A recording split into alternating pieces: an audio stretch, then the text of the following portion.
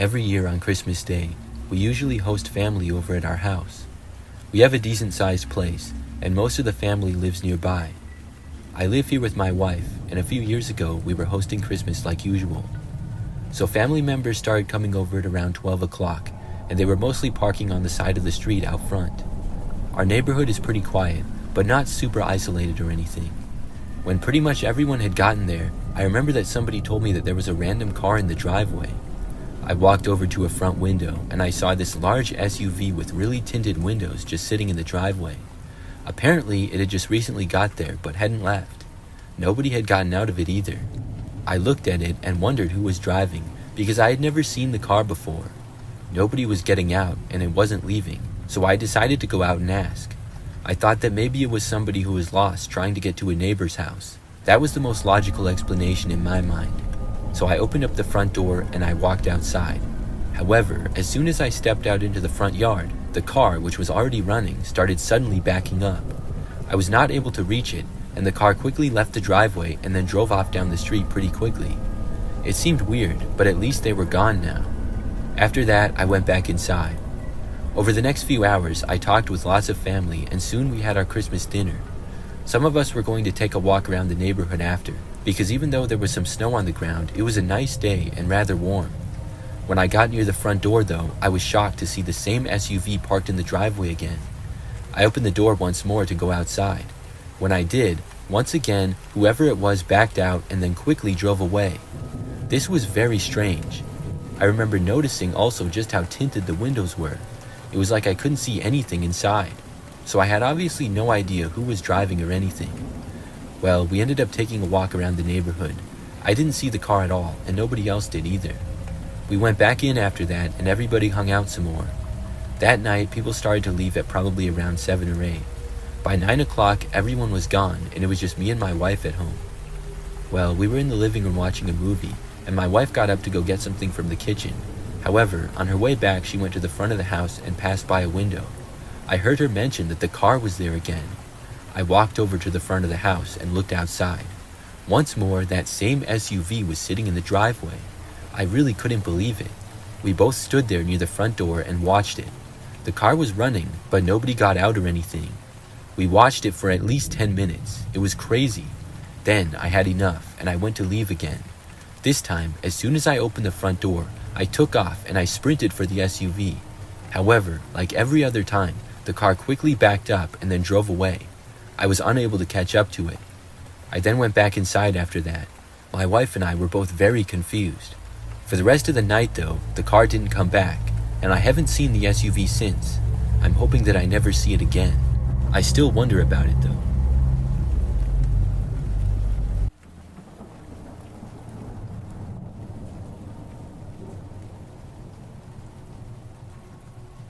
This happened years ago when I was in high school.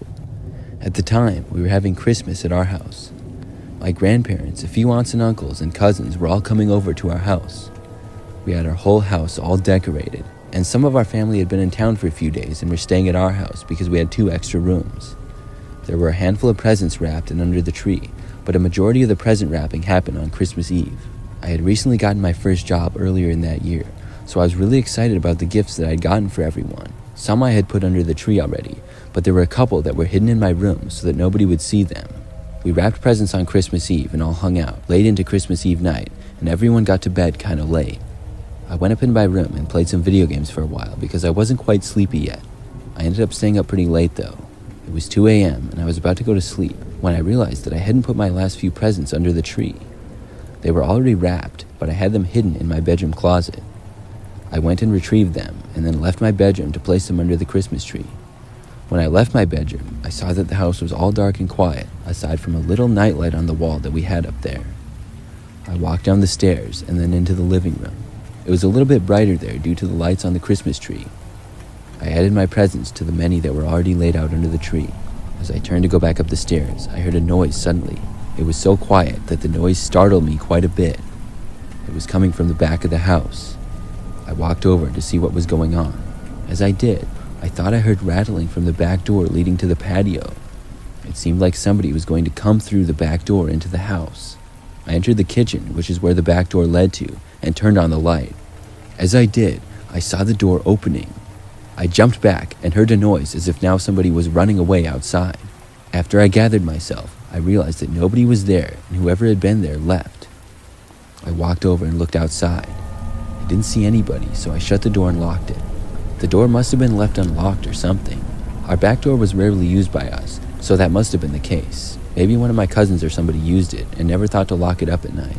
Either way, I was terrified by what I had just witnessed. I went around making sure all the other doors in the house were locked. After doing so, I was confident whoever tried to get into the house was now gone, and I went back and turned off all the lights, then went upstairs to go to bed. I got into my bedroom again and turned out the lights. When I got into my bed, I happened to pull back the curtain and glance out my window. My window overlooked the side yard of our house. What I saw was a man walking from our front yard going into the back. My heart started racing. This had to be the same person that tried to break in. I ran out of my room and back downstairs. As I did, I turned on every light that I could. I got back down to the kitchen and turned the light on again, hoping this would deter the man. And it seemed to work. I heard sounds as if the man was walking away through the snow near the back door area once again. I looked out the front window and just barely saw the guy walking away down the street. Then I left the lights on and went back up to bed again. This time, I looked out my window and didn't see the man. I figured he was gone for good now, and finally I was able to fall asleep. The next morning was Christmas, and when I woke up, I could already hear family downstairs talking, and when I went downstairs, my mother asked me if I had left the lights on. I told her yes, and then explained why. A few of us went outside, and we found out that the lock on our back door had somehow been broken. It wasn't working at all, so even when it looked like the door was locked from the inside, it wasn't really locked from the outside. That's how the guy had opened up the door. What scares me is that when I went back downstairs that night, I didn't know that the guy could have just walked right in if he wanted, and I wouldn't be able to stop him. I'm grateful that turning on the lights did, and I wonder what would have happened if I didn't.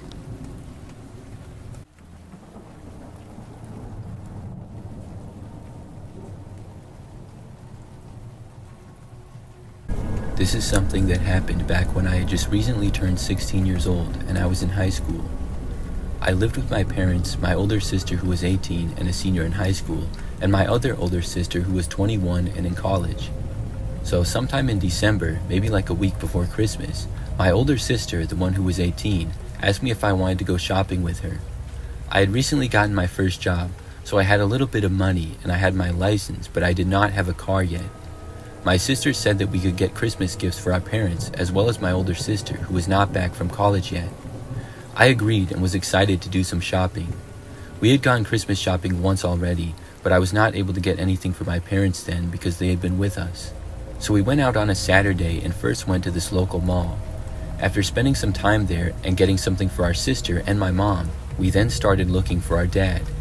We went to the Best Buy, I remember, which was not in the mall but a separate store. My sister and I split up in the Best Buy because I was busy looking at the video games. Best Buy was always very interesting to me when I was younger, and it still is, because of all the TVs, computers, and video games. So, as I was distracted by the video games, I remember my sister had been away from me for a while, but she came up to me and said that some creepy guy was following her around in the store. This got my attention, and I asked her about it. She motioned with her eyes to the other side of the store, and said that the guy had talked to her briefly and seemed creepy. She walked away from him, and he then kept trailing her at a distance. By now, he was like 3 aisles over and seemed to be looking at something else. This seemed kind of creepy to me as well. My sister then suggested that we leave and go somewhere else, and I agreed. So at that point, we didn't get anything and we walked for the exit of the store. When we did so, I remember noticing the man start to walk in our direction with us. He was a good distance back, so it wasn't that obvious, but it was still clear to me that he was trying to follow my sister. We walked out the doors and onto the sidewalk out front. I hadn't really expected the man to leave the store with us, but he did. My sister went to the right and walked along the sidewalk instead of going to the car. I think she was afraid that if we went to the car, the man would follow us home or try to do something. There were other stores that were right next to the Best Buy and stuff though, thankfully, so we walked along the sidewalk until we reached one. It was a large clothing store that was next to the Best Buy, and my sister and I then walked inside of it. Unfortunately, the man following us did the same thing. He even entered the store as well, but he was still a good ways back. My sister told me that she had an idea. When we turned a corner, she quickly took out her car keys and put them in my hand. She told me to split up with her and then leave the store and go get her car, then to park out front and she would then leave. So I then turned and I walked in a different direction than my sister. The man continued to follow her as I walked off. Then I left the store. I walked over to the Best Buy parking lot and then I found my sister's Jeep and got inside. Then I drove around to the entrance of the clothing store and I parked on the side of the curb near the sidewalk out front. I waited for her there. I was there for probably 2 or 3 minutes. Then I saw my sister come walking out of the store very quickly. She then ran all the way to the passenger side door and quickly got inside. I saw the man walking out of the store right after she got in. She told me to step on it and I drove away out of the parking lot. The man was not able to follow us. Most likely his car was still at the Best Buy parking lot. I drove us back home after that, and looking back, that was a scary situation. I'm really glad that I was able to help my sister get away from that guy.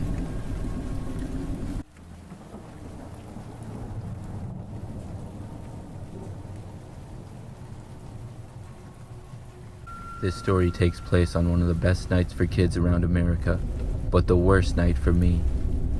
It was Christmas Eve of 2019. For a little backstory, 3 or 4 months before this event took place, I broke up with my girlfriend. Let's call her Jennifer. The event that caused me to break up with her was she stole over $900 from me. I caught her, and all she said before she left is, "This isn't over." Fast forward 3 months to Christmas Eve. Since we live in Texas and have a house in the hill country, every year on Christmas my family usually goes there to celebrate. However, this year I couldn't make it because I had to work. I was 17 years old and had just got a job at my local supermarket, and I had to work all day of Christmas.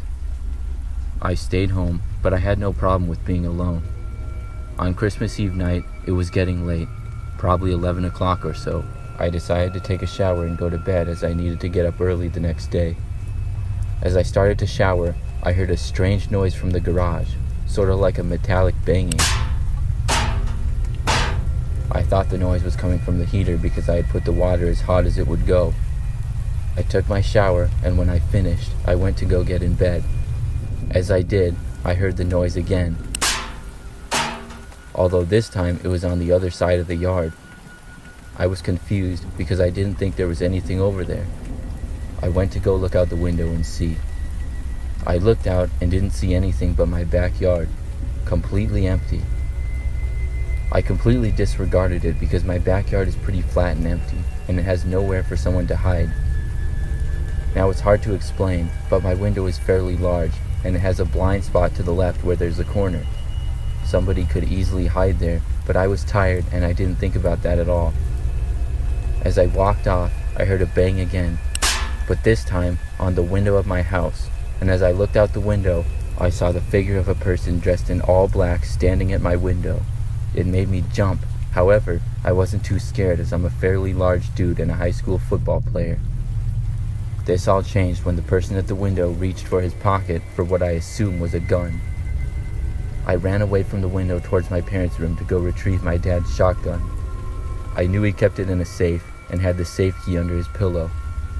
As I was running to retrieve it, I dialed 911. As soon as the dispatcher answered, I heard the horrific sound of glass shattering. I made it to my parents' room and shut the door quietly.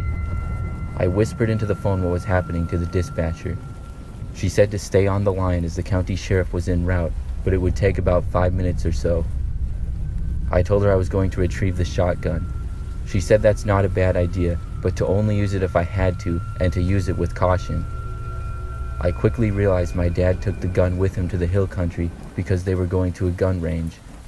I informed the dispatcher that the gun was gone. She said to make sure to stay on the line. For a moment, everything was silent, and I thought that maybe the burglar or whoever was in my house got spooked when they realized someone was home. My heart sank into my chest when I heard not one, but 2 sets of boots walking up the stairs. I heard a heavy metal pole scraping across the floor. I locked and barricaded the door to my parents' room. Then I almost passed out when I heard one of them talk, not in any voice but Jennifer's. She said, "Merry Christmas, Tommy." Then I heard a male voice mockingly say, "We know you're in there." Then they knocked on the door of my parents' room.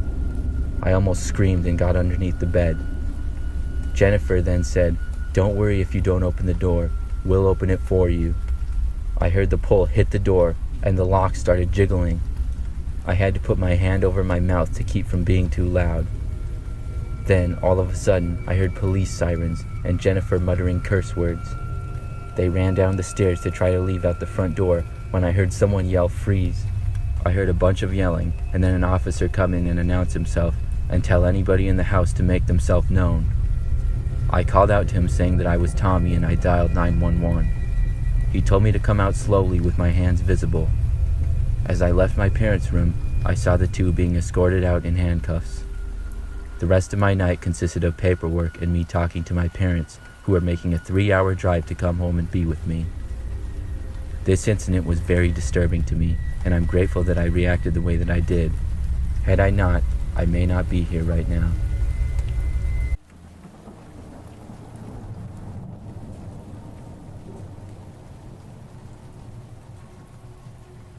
This is something that happened back when I was in high school.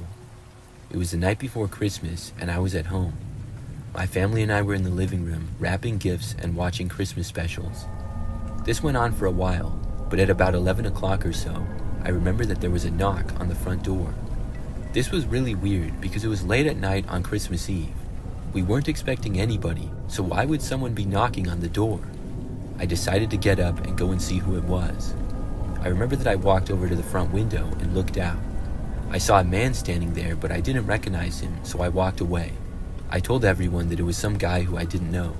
The man was not a neighbor that I was aware of, but I didn't really think too much of it in the moment. I just went back to what I was doing before. However, about 30 minutes later, there was a knock on the door again. Once more, I got up to go see. This time, though, I was feeling more suspicious. I didn't think whoever had been there would come back. When I got to the window, I looked out of it, and I saw that not only was the same guy there again, but another man was now with him. 2 guys now stood right outside the front door. This time, they knocked again. My parents started to walk over from the other room, because they were also curious. We all looked out the window for some time at the men, and we were very confused as to why they were there. But ultimately, we decided not to answer the door. After the men stood around for like a minute, they finally turned to walk away. But the men were not walking back towards the direction of the street. Instead, the men were both walking around towards the side of our house.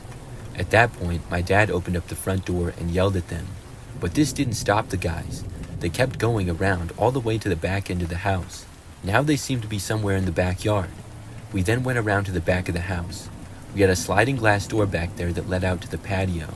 The yard was not all that big, but there were some trees and bushes back there and stuff. My mom turned on the light and we looked out, but we didn't see the guys. My dad briefly opened a window and yelled at them again. There was no response and we didn't see the men anymore at all. After looking around the yard from the windows for a while, we concluded that the men probably ran away. Most likely they went through another neighbor's backyard or something and took off. We all returned to what we had been doing once again and hanging out in the living room.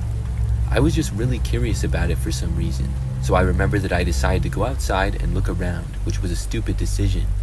I left the house out the back sliding door and looked around the yard. It was dark out other than the patio light, obviously, so I couldn't see that great, but things were completely silent. I took a few more steps out into the yard. Then, suddenly, out of nowhere, I saw these 2 guys come out from behind a tree in the back of the yard. They both started running straight for me at full speed. I turned around and out of pure instincts ran as fast as I ever have before for the door, and then I went back inside. I closed the door behind me and locked it just before the men reached it. They tried opening the door and then banged on the doors briefly and then ran away again. This time we called the police. The men did not return though. When the cops got there, the guys were gone and they looked around. They came up empty-handed at our house, but actually located the men walking along a street a few blocks away. I don't know why those men chose to go to our house. I think they were just looking around for a house to rob or something. But I'll never forget seeing them run at me though. It was one of the scariest moments of my life.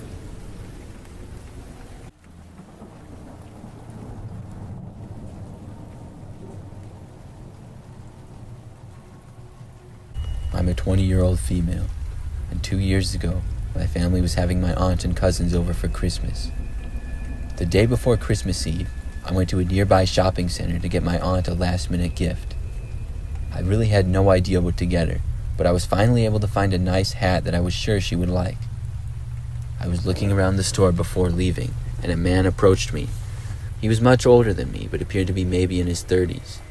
He had a shaved head and just immediately seemed kind of creepy. He walked right up to me and asked me how I was doing. I told the man I was good and I was just about to leave.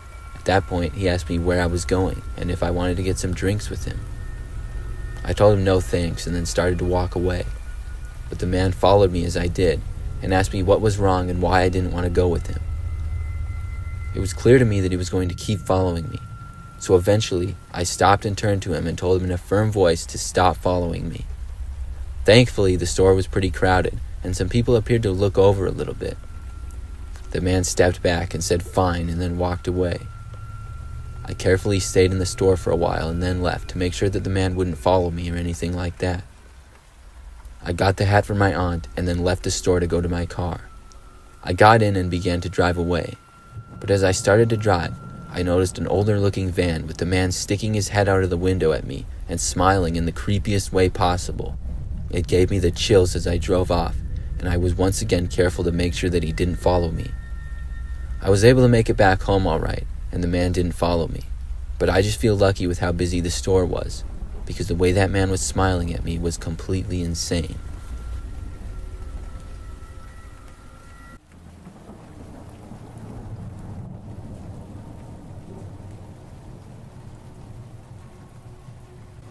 This is a story that took place back when I was a kid. I was probably somewhere between the ages of 8 and 10. At that age, I loved Christmas, mainly because of all the things that I would get. I lived with my parents, brother, and sister in a 2-story home in a typical neighborhood. Each year, we would do lots of decorating inside and outside of the house. Our Christmas tree would go in the corner of our living room, and all the presents would go underneath it.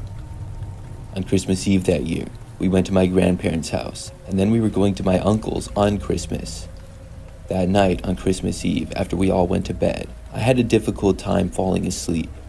I usually did when I was a kid because I was always so excited for Christmas. I finally was able to doze off for a bit, but woke up sometime later when it was still the night. I remember just turning over to try to go back to sleep, but then I thought I heard a noise. It sounded like it was coming from downstairs. My bedroom was the closest to the stairs, and even I could barely hear it. I looked at the clock, and it was 2 a.m. I didn't know why anybody would be up at this hour. Being that young and a curious kid, I decided to go and look. I left my bedroom and then walked a few feet to the railing of the stairs that overlooked the living room. I looked down, and everything seemed normal. All of the lights were off, but the lights from the Christmas tree and the few other decorations were on, so I could see a little bit. I looked down at the tree for a little while longer. It was very large, and we always got the biggest tree that we could find. But then I saw somebody come out from behind the tree. It wasn't my dad or brother, but a random guy that I didn't know. As soon as I realized that it was a random guy, I turned and ran. I went to the end of the hallway where my parents' bedroom was. I woke them up and told them that there was some guy in the house. I remember that my dad got up to look. He came back a short time later and said that he saw somebody leaving the house through the window. The police were called, and when they got out to our house, searched all over our property. They didn't find the guy, but they did find that our window was broken. None of us had heard it break, so the guy must have quietly done it somehow. It was a living room window that was broken, and I think that I saw him not long after he got in the house, because nothing was even stolen. I think that he either saw me or heard me, and that scared him off. I'm just really glad that he didn't try to come upstairs or anything. It still really freaked me out knowing that somebody broke in. It took me a long time to be able to fall back asleep, but eventually I was able to. That was by far my craziest Christmas experience. Nothing like that has happened since, much less on Christmas. I still don't know who the guy was though and why he chose our house. I also don't know if the police ever found him.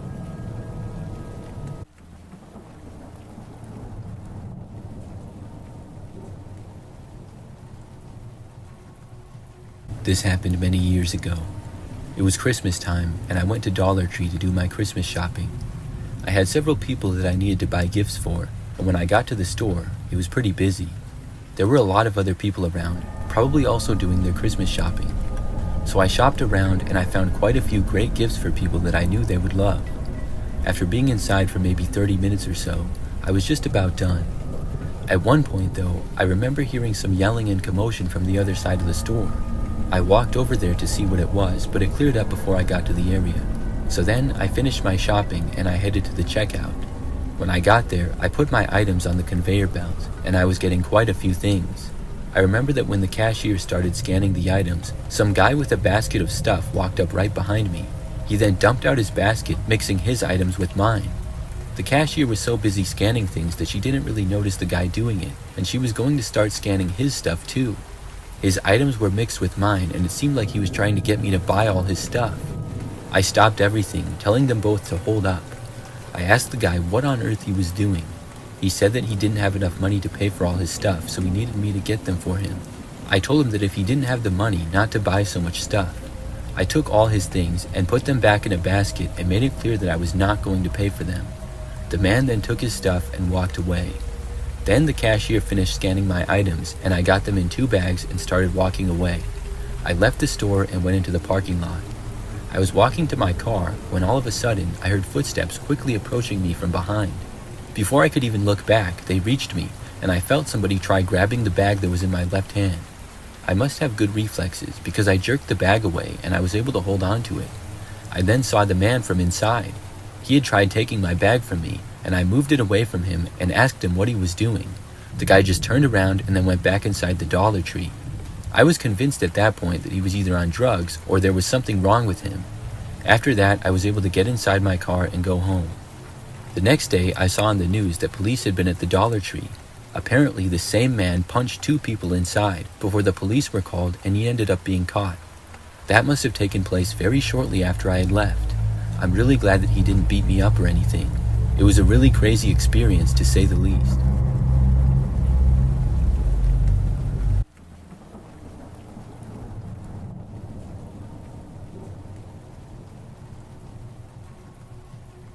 A couple of years ago, I went out to do some Christmas shopping. I had a lot of people to get presents for. I remember on this day, I went to a few stores. When I was in this one store, it was very busy. In fact, the line to check out was extremely long. It went like halfway around the store. I'm not sure if it was always that busy or what, but there were only like 2 or 3 checkouts, so it went by pretty slowly. I got in line and then seriously considered putting my items back and not even waiting in line, but just leaving. But I had already been shopping in the store for like 30 minutes and had gotten a good amount of stuff there.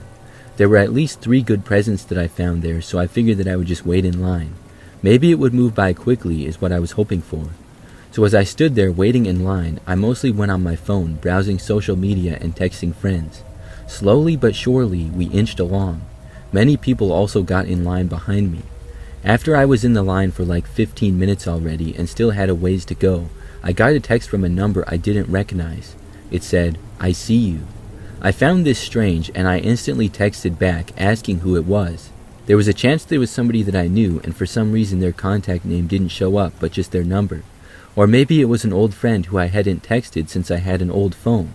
I looked around and did not see anybody who I recognized, but the store was very busy, so I could have missed someone.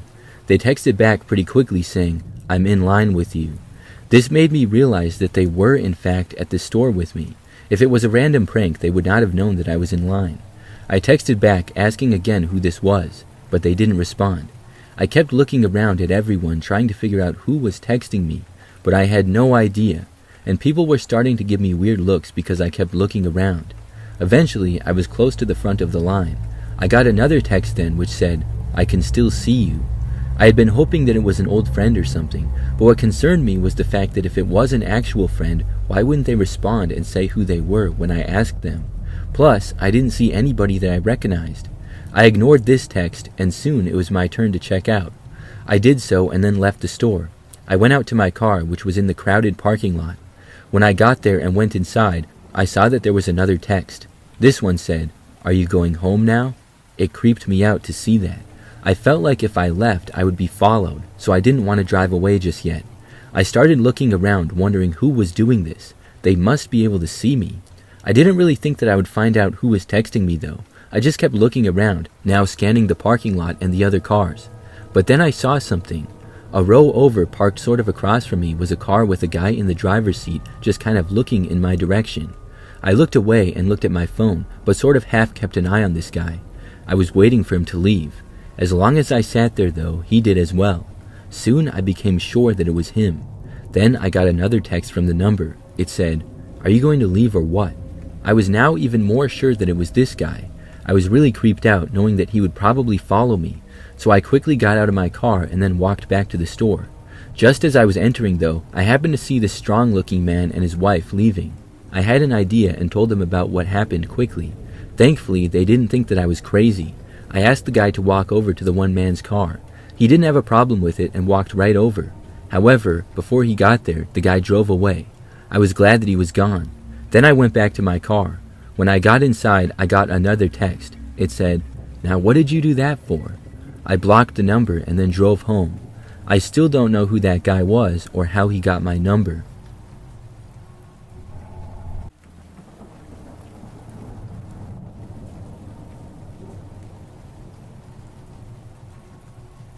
Christmas has always been my favorite holiday of the year, a time where your dreams are meant to come true. Well, this story I'm about to tell you happened to me around 27 years ago. I'm 34 now. It all started 2 days before Christmas. My parents needed to get some last-minute Christmas shopping in before the big day arrived, and my parents dropped me off at one of those North Pole Santa grottos in the center of the mall. They told me they would take just about 15 minutes. I sighed and started to walk over to the stereotypical mall Santa. White, long beard, big red coat, and everything you can expect from Santa Claus. The line wasn't too long, so I easily got my turn with Santa in less than a few minutes. The man, looking to be in his 60s with his Santa beard looking like it hadn't been washed in weeks, called me over to him and sat me on his knee. He asked me what it was I wanted for Christmas. I replied saying I just wanted the new Nintendo. It was one of the early Nintendos at the time, and every kid wanted it. The old man replied with a very strange answer that hit me by surprise. He asked me for my home address, so he could, quote, know where to deliver my gift. And of course, I fell for his trick, as I was only 7 at the time, and believed in all the magical fantasies that Santa Claus was going to visit me on Christmas Day. I gave him my address and he dismissed me. He gave me one last smile and wave as I ran off into the crowd to meet my parents, who were now in the clothing store next to the grotto. I wish this is where my story ended, but what happened on Christmas Eve still haunts me to this day. I woke up to a dark and quiet room. It was still pitch black outside, with the winter snow piling up my bedroom window. I was dehydrated and felt like I needed to get a glass of water downstairs from the kitchen before I tried to get more sleep. However, it struck me that I would have to go past the Christmas tree to get to the kitchen. My parents always said that I'm not allowed in the living room until the morning because Santa would see me. The thirst overcame me, and I forced myself out of my room and into the balcony overlooking the living room. But something caught my eye. There was this very tall person in a long red robe wearing the same Santa hat. He also had a big red sack of presents. I quietly opened the door into my 5-year-old sister's room to wake her and tell her that Santa was here. But when I entered the room, she was gone.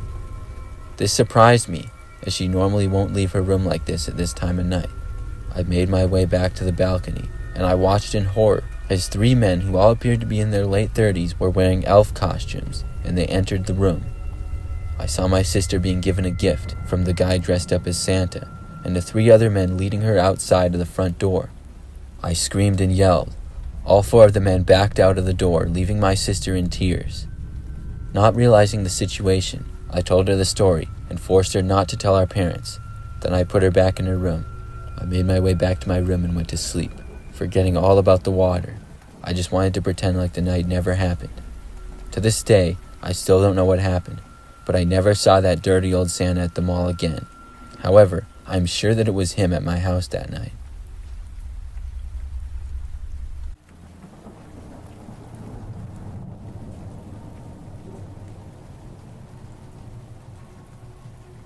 This happened when I was a kid. It was Christmas time, and I was very excited about it.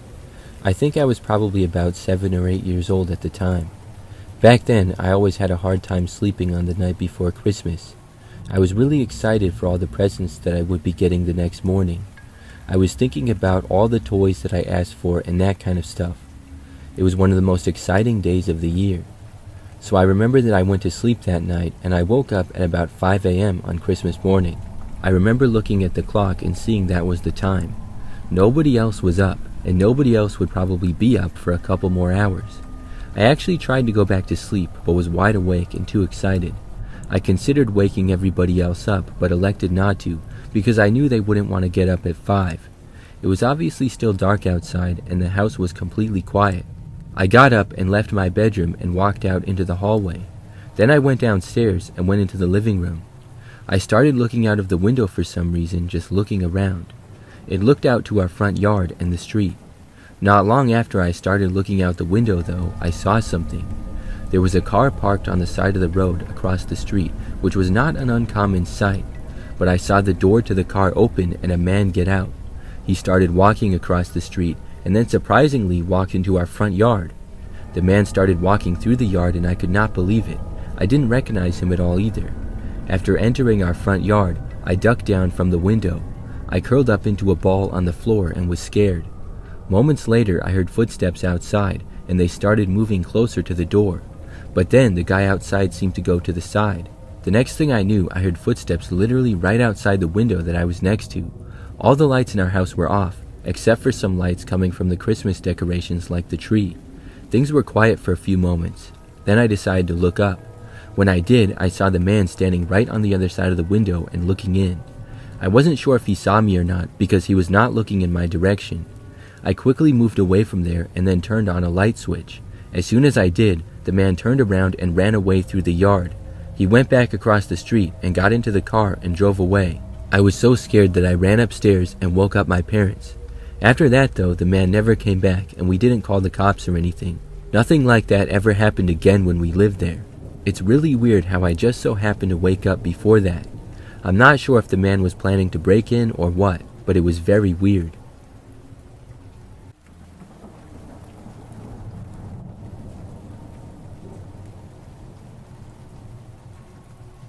This is something that happened just last year. I work at a very large and popular mall. It has hundreds of stores in it, and we get countless shoppers each year. On weekends around the holidays, it's even more busy. Particularly the weekends leading up to Christmas, it can be chaos at times. The store that I work at is a shoe store, and we sell a few other products as well. It's fairly popular though, so we're just as busy as any store when the mall is crowded. In fact, at times we had to limit the amount of people that can enter the store at once, because our space is not very large. One weekend last year, I was working along with 4 other coworkers. On a normal day, there might be 2 of us working at once, but we knew that it was going to be busy. As I was working on this very busy day, things got really hectic. The store was packed, everybody was looking at shoes and buying them, and all of us employees were kept busy. There were constantly questions about products and people were everywhere. This went on for hours. At one point, a man came up to me and asked if we had a shoe in a certain size. I knew that we had going into the day and told him yes. The guy seemed kind of frustrated already.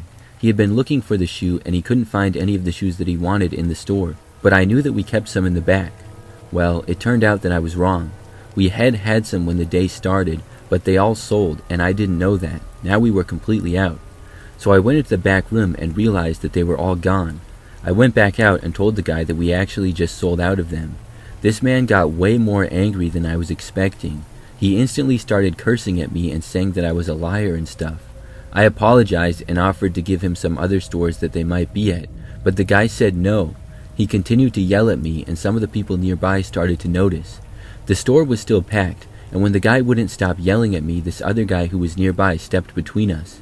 After that, the angry guy seemed to calm down a little bit. But then he said to me that he would be back and he would get me, whatever that meant. Then he turned and left. I just thought that it was an empty threat. The man was gone now, and I felt better. I went back to work, and we stayed extremely busy. The store was messed up from stuff being out of place, and there were customers everywhere. So it was a constant work of us trying to reorganize the store, help customers, and things like that. By 6 o'clock, things finally started to calm down. We closed at 8, and the last 2 hours were much calmer. Finally, by 7:30, all the other employees left except for me and 2 others. Us 3 were working until close. Each of us knew how to close the store. The mall closed at 8 as well as our store, so by now the entire mall was pretty quiet. When several of us would work until close, we would kind of switch off at who would stay last and finish up the closing tasks. On this night, it was my turn to. At 8 o'clock, the two others left, and I stayed to finish things. I would be there only about another 15 minutes or so. As I finished things up, a while later, I saw out the front window of the store the same man from earlier. He was already looking at me. Our store was closed now, and the doors were locked. The mall was also now closed. Everybody was supposed to leave, but there were still a few people lingering in the hallways. The guy was standing in front of the store and just staring at me. This made me nervous. He said that he would be back, and now he was. And I was alone in the store. He couldn't get in, but I was leaving soon. What was this guy going to do? I stayed in there and finished up, and went out of the guy's sight for a while. When I was done and wanted to leave, I saw that he was still there. So I didn't leave yet. I was afraid that if I did, he would do something or follow me out to my car. I didn't know. Now, this guy was basically the only person out in the hallways. I didn't leave and instead went back into the back area of the store out of his sight. I came back a minute or so later to see if he was still there, and he was. But then I saw a security guard approach him and tell him that he had to leave. Within moments, the guy was walking away with the security guard basically kicking him out of the mall. I was so glad to see that. I waited inside still for another couple minutes, and then I left and headed home. I walked through the now empty mall and then left to go into the parking garage. That's where I typically parked. The garage was practically empty now as well, with only a few cars scattered around here and there. I made my way to my vehicle, but before I got there, I heard a voice from sort of behind me. I looked and saw the same guy. He was standing a ways away in the parking lot. I have no idea how he knew I would be there or if it was just a coincidence, but nevertheless, he was here. I saw him start to angrily walk towards me. I turned and just started running for my car. I sprinted until I got there and then quickly went inside. Then I did not waste a second and locked the doors, started my car, and left. The man did not reach me yet. I left him standing there in the parking garage and I drove home. After that, I never saw him again. I was kind of paranoid that he was going to show up sometime at the store. Thankfully, he never did, at least not when I was working. I can't believe that he got so mad about that. It was an honest mistake, and I was just trying to help the guy. Some people have anger problems, though.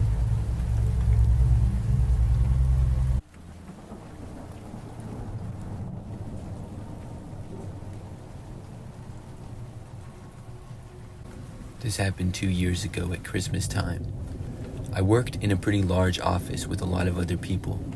Every year, our department of about 20-something people has a little party with a gift exchange. I remember that a couple of days before the party, I went to the store to get my gift. We all drew names to see what other person we would have to buy a gift for. I drew Amanda, who was a pretty good friend of mine. While I was at the store trying to figure out what to get her, I happened to notice another coworker there.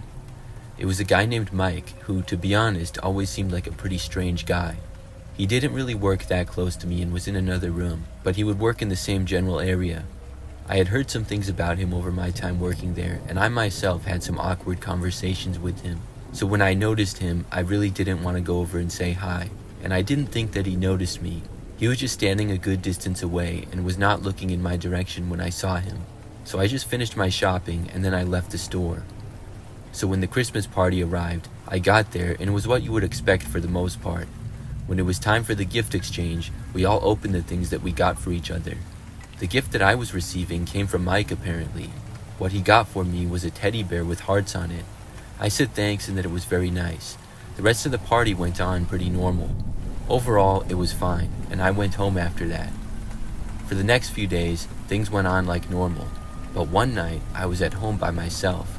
I lived alone in a smaller house that I was renting in a neighborhood. I was just having a nice relaxing night to that point. When it got late though, and I was about to go to bed, I happened to glance out of a window. What I saw was what appeared to be a person quickly going behind a bush near my house in the front yard. It happened so fast that I couldn't tell who it was or anything, but obviously this was very suspicious. I was now nervous to go to bed, thinking that somebody might be prowling around or trying to break in. I went and made sure that every door was locked and every window was closed, which they were. When I moved to the back of the house to check there, I heard somebody try opening the front door. That's what really got me nervous. At that point, I went over to my phone ready to call the police. Then I went to another window and I looked, but nobody was at the door any longer. Whoever it was must have moved. I wasn't sure if they had left or not, so I just kind of stayed there at the front window looking around. I didn't see anything for probably several minutes. Then I saw somebody come out from behind my car in the driveway. It was a man, and he was walking closer to the house. Then I realized that it was Mike. When I saw him, I quickly moved away from the window. I couldn't believe that he was at my house. I had no idea how he would even know where I lived. Moments later, he tried the front door again.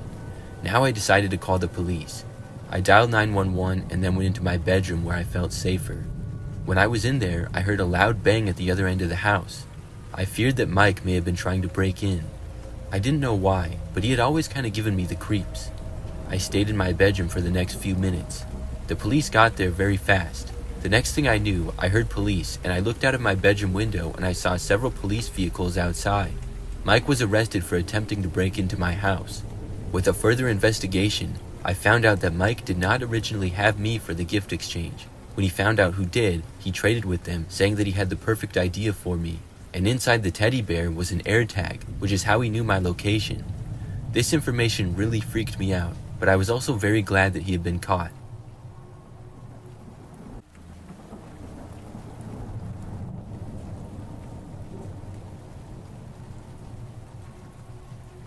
Last year in December, I went to the mall by myself to do a little Christmas shopping.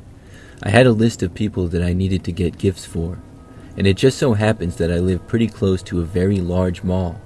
There are several levels in the mall and just about every store that you could ever want there. Mostly, I had ideas of what I wanted to get for people, but I also knew I would find more stuff there. I got to the mall pretty early and ended up shopping there all day. I got some stuff for myself there as well. The mall was very busy with it being Christmas time. There were lots of other people doing their shopping also, and that made things take much longer. As the day went on, I had more and more bags in my hands. By the end of the day, I was lugging around what felt like 10 shopping bags. My hands were completely full. Finally, that night, I left the mall and drove back home. I arrived back at my house where I lived by myself. When I got back, I started to unpack all the stuff that I got. When I got to one of the last bags, I noticed something strange. It was from a clothing store, and all the clothes that I bought were in the bag. But then there was also an Apple AirTag inside of the bag as well. I had not bought an AirTag. I didn't know how it got there, and I was curious as to what it even was at first, because I had never used an AirTag before or seen one up close. After realizing what it was, I was thinking for the longest time about how it got there. I had not been to the Apple store. I thought that maybe somebody dropped it in my bag, and I realized that maybe somebody purposely put it in there to track me or something. That's when I started to get really paranoid. I'd been home for a little while by then, maybe an hour. I went around my house and started looking out all the windows. When I got to the front though, believe it or not, I saw a car parked on the side of the road sort of across the street with the engine running. The lights were off in the car, but I could see smoke coming out of the exhaust in the back as it was a chilly night. In the dark, I could not see who was in the car, but could tell that there was one person inside in the driver's seat. My street would get cars parked on the side of it sometimes, as I lived fairly close to the city, but this obviously had me paranoid from the AirTag being planted in one of my shopping bags. I kept watching the car from my window, staring at it for almost 2 minutes straight.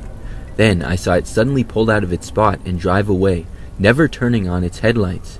That seemed suspicious to me, but I didn't know if I was just being paranoid and crazy or if that was actually someone who was tracking me. After that, I covered all my windows and I went online to try to figure out how to deactivate an AirTag. I was able to find out how to turn it off, but I hoped that it wouldn't be too late. Someone may already know where I was, especially if it was the person in that car. Nevertheless, I did feel a little better with the AirTag now being off, and I put it in the trash. However, that was not the end of it. Several hours later, it was now late at night. I was in my bedroom when I heard the sound of my back door rattling. Immediately, I remembered everything. The AirTag, the car parked outside, and I grabbed my cell phone and was ready to hit 911. I carefully emerged from my bedroom. There was still someone at the back door, which meant that they were in my backyard, and I didn't hesitate and called the cops. I told them everything and was told that somebody would be there shortly. About a minute later, I heard a knocking at one of my back windows. I didn't dare to look out of any of the windows though, so I couldn't tell who was there. But then I stopped hearing anything. The next thing I heard was the cops knocking at the front door minutes later. I answered and they looked around, but whoever had been at my place was gone. I was disappointed that they didn't catch them. However, after that night, nothing else weird happened. I'm thinking that whoever tried to enter my house and tracked me from the mall saw the police and decided not to go back. I also think that it was easy for someone to discreetly drop the AirTag in my bag in the mall without me noticing. It still gives me the creeps that it actually happened though.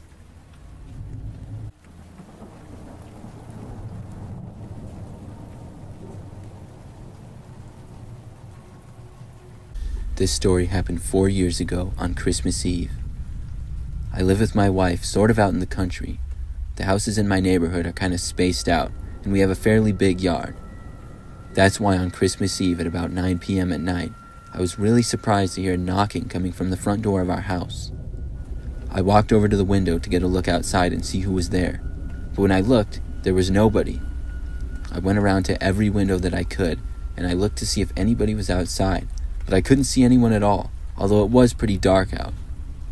It was strange to say the least, but I figured it was probably some kind of prank. I thought, what else could it be? We got some snow that night, and the next morning when I woke up, we could see there was a bunch of footprints all over our backyard which hadn't been there the night before. The creepy part was they seemed to be headed towards my shed that I had in the back. I was concerned, so I decided to take a walk out to my shed to see if anything happened to it or if anything was missing inside. I walked out there, and once I arrived, I opened it up. As soon as I did, I saw a man in the corner turn around and then start charging at me. I turned and ran back for my house. Luckily, I was able to make it back inside before the man. I quickly called the police and watched from the window as the man went back into my shed. The police arrived a while later and arrested the man. He turned out to be on drugs and had wandered into the area.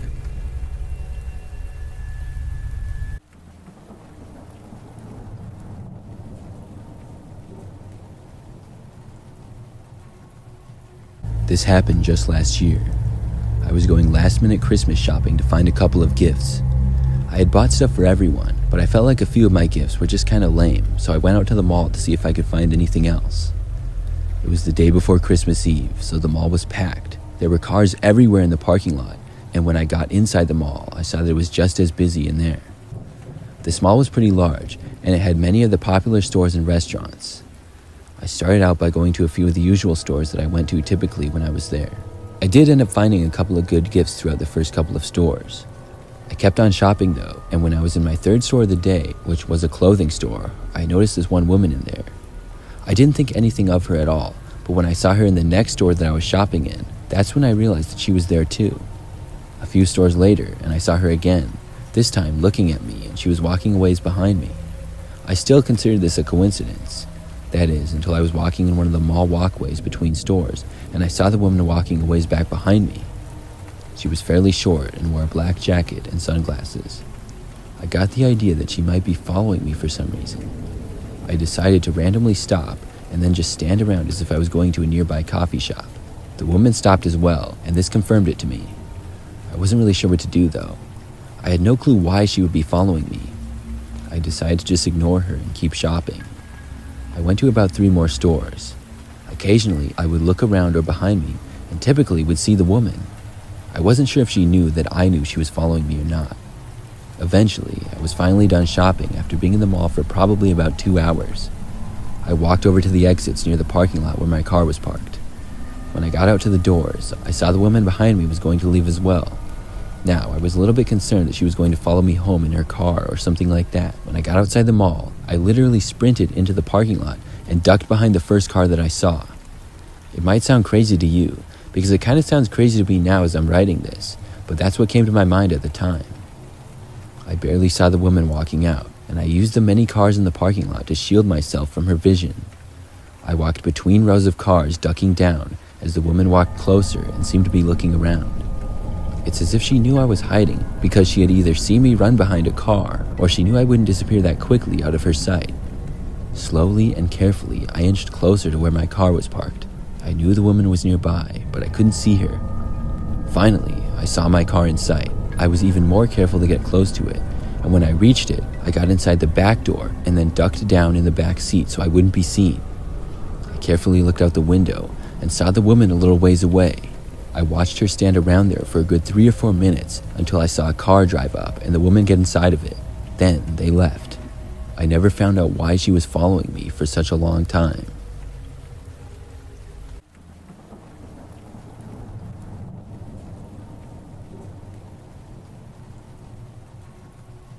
This is the story of something scary that happened on Christmas a couple of years ago now.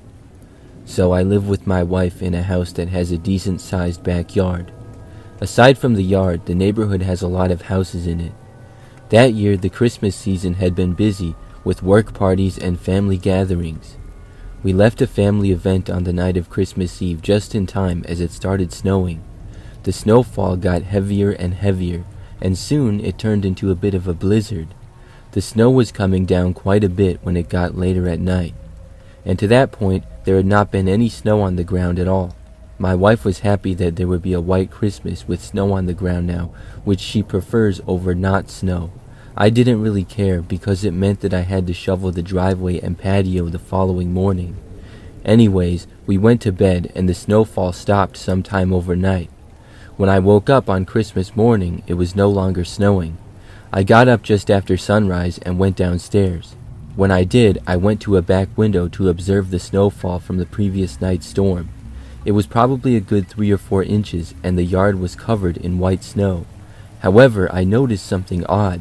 There were footprints, human footprints, leading from the back of our yard coming out of the woods. They went all the way over to the back door area and then off to the side a little out of my sight. I did not know whose footprints those would possibly be from other than my wife. It seemed a little bit suspicious. I went over to my wife and asked her if she had gone outside the previous night at all, and she said no. I didn't bother to go out back, and I figured that someone must have walked through the yard for some reason but were gone now. I was wondering if someone had tried breaking in. However, there was no sign of anybody getting in the house. All the windows and doors were locked to my knowledge, and nothing seemed out of place. We were going to be going to my in-laws that day for Christmas. Before leaving that morning, I decided that I better shovel the driveway already. So I went into the garage where the shovels are as well as my cars. It's attached to the house, but when I did, I instantly heard movement. It was like somebody else was in there. I looked over to the mostly dark garage and saw someone. It was some guy, and he was headed in my direction. I quickly moved back and went into the house again. I only saw the guy for maybe a second. When I got back inside, I locked the door behind me, and soon after the guy tried opening it. Then I heard him moving away from the door.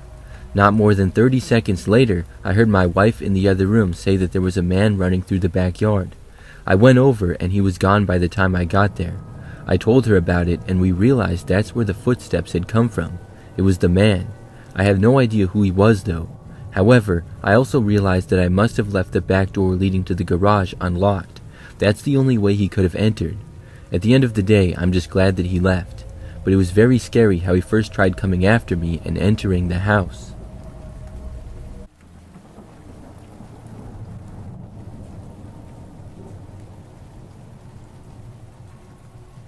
This happened many years ago now, but it's something that I will never forget. It was in the early 2000s, and at the time, I was a young single mother with 2 sons aged 7 and 4. There was a new video game system that my sons had been talking about all year, mainly my older son. I was planning to get it for them for Christmas, but I didn't have a whole lot of money to spend. For Black Friday, the local Walmart was having a huge sale, and the video game system was one of the things that was on sale. I knew that it was a great opportunity for me to buy it, and I made plans to go to Walmart. So for Thanksgiving, we stayed at my parents' house, and that allowed me to get up early and go shopping by myself the next day. Walmart opened at 6 a.m. that year on Black Friday, I believe, so I got up before the crack of dawn and drove there. When I arrived, the store had not opened yet, and it was still completely dark outside. However, the parking lot was packed, and I had to park sort of at the back of it. There were people lined up outside the store and walking to the front from the parking lot. I had never seen it like this before. I walked up to the store and got as close as I could, but I was still behind a bunch of people in line. I had only got there about 5 minutes before they opened. Camping out in a tent overnight or something like that wasn't really an option for me. I hoped that I would still have enough time to get the video games, and I felt confident about it. Soon enough, I remember hearing the crowd cheer and the doors opened. I watched countless people run inside the store and inched closer with the people that I was near. About a minute went by before I was able to enter. By the time I got inside the store, there were literally people everywhere. I remember that the electronics department was at the back of the store, so I tried to walk as quick as I could, but there were so many people that it took forever. By the time I made it there, I looked around for the video games. Unfortunately, they were gone. I looked around the electronics department for at least 10 or 20 minutes. I was just hoping that I would find it or that there would be one somewhere, but it seemed as though it had sold out. Finally, there was an employee available to talk to, and he told me that they didn't have any left. I was very disappointed. I decided to try another store to see if maybe they had a similar deal. I hadn't really looked in all the advertisements in the paper the day before because I had been banking on Walmart to work out. I was surprised just how fast the video games sold. So I left the Walmart store and the mob of people. I walked through the parking lot back to my car. However, when I got near it, I saw something strange. There was a guy with a large SUV and the back of it was open. He was standing there selling electronics out of the back of his car. He was parked at the way back of the parking lot, kind of in the corner where there was actually a little bit of space. I saw a couple of people standing around and talking to him, but there wasn't like a crowd or anything. When I realized this, it seemed kind of shady, but I thought that maybe there was a chance he had the video games that I wanted to buy. So I walked over to him. When I approached, I saw mostly other electronics, but I did see a few video games. When I walked up, he told me that he had stuff cheaper than they were selling inside.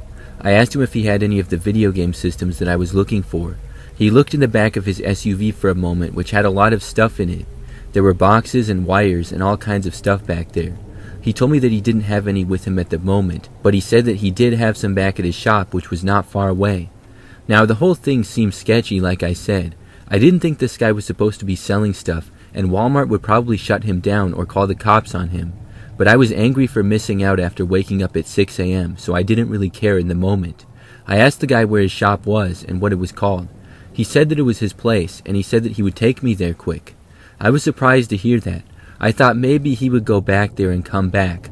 I said that I could go to my car and just follow him, but he said no. He said that we could go there quick and it was just down the road, and then he would drive me back to Walmart. The guy was bald, sort of strong looking, and had a bit of a beard. I told him okay, and then I went around and got into his car. This was a stupid idea to begin with, but at the moment it didn't seem that bad. The man got into the driver's seat and then started driving. He left the Walmart parking lot and turned onto a dark and quiet road. I told the man how crazy it was inside the store and how I really wanted to get the video games for my son. He said that he had several gaming systems and he would sell it to me for cheaper than the sale at Walmart. Aside from it seeming really sketchy, the guy did seem pretty nice. Things then went quiet in the car for the most part. He drove down that road and then turned. It was still dark out and I wasn't quite sure exactly where we were going. After we were driving down that road for at least more than 5 minutes, I started to get nervous. The guy made it sound like his shop wasn't that far away. After driving down the road for a while, he turned again. Then we went down that road for at least another 5 minutes. I no longer knew where we were anymore. I asked the guy how much farther away his place was. He just said that it wasn't much farther. Then he turned on this one road that was even quieter. I was getting a bad feeling that I should not have gotten into the car with the guy. We drove down this really quiet road for at least another 10 minutes. Now we were driving for close to half an hour. At that point, I just wanted to get out of there. Nobody was saying anything. I sensed a change in the guy's overall personality. I was now afraid to say anything. I felt like if I asked again, he would tell me that he was kidnapping me or something. The guy now almost seemed to be angry. We kept driving and came up to a red light. That was just what I wanted to see. It was this quiet intersection and there were really no other cars on the road. The area was more rural here, with woods off in the distance. As soon as the man stopped at the red light, I just grabbed the door handle. Thankfully, it opened. I jumped out of the guy's truck and just ran for it. He did not try to stop me. I went to the right in the intersection and noticed this small little gas station down the road. I saw the man's truck go straight, driving away from me. I went to the gas station and went inside. There I called my parents, who were able to come and get me. When they heard about what happened, they were just glad that I was okay. My parents and I ended up buying the video games for my son together that year at a higher price from another store. So I guess it all worked out, but I'm really glad that I got out of that guy's car when I did. I'm not sure where we were going. I should have never gotten the car to begin with. That guy was already being sketchy for selling stuff out of the back of his car in a Walmart parking lot.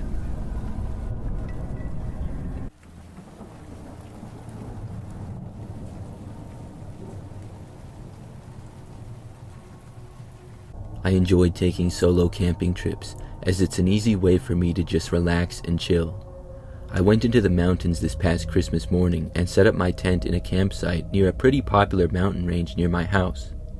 I had zero Christmas plans, so I thought I would go camping instead of sitting at home alone. I also thought it would be an awesome time because I imagined there would be very little people at the site with me. I was correct, but surprised that I was actually the only person there. Everything was totally fine, and I was enjoying myself. I decided to call it an early night since I did a pretty large hike earlier and it wore me out. At about 8 p.m., I started to clean up everything, and I got in my tent to get warm and settle down for the night. I fell asleep very quickly. At about 3:15 a.m., I woke up to the zipper of my tent unzipping very slowly. I'm a super light sleeper on these winter camping trips, probably because my body unconsciously stays on guard when I go out alone. I also placed my head by the entrance of the tent for this very reason, so I could hear someone attempting to enter my tent. I woke up and immediately understood someone was coming into my tent. I have a handgun I bring with me for protection, but have never fired it outside of the shooting range. Never once have I been put in a situation where I needed to. Therefore, my adrenaline immediately shot up. I slowly grabbed my handgun and faced it towards the entrance and decided to announce myself.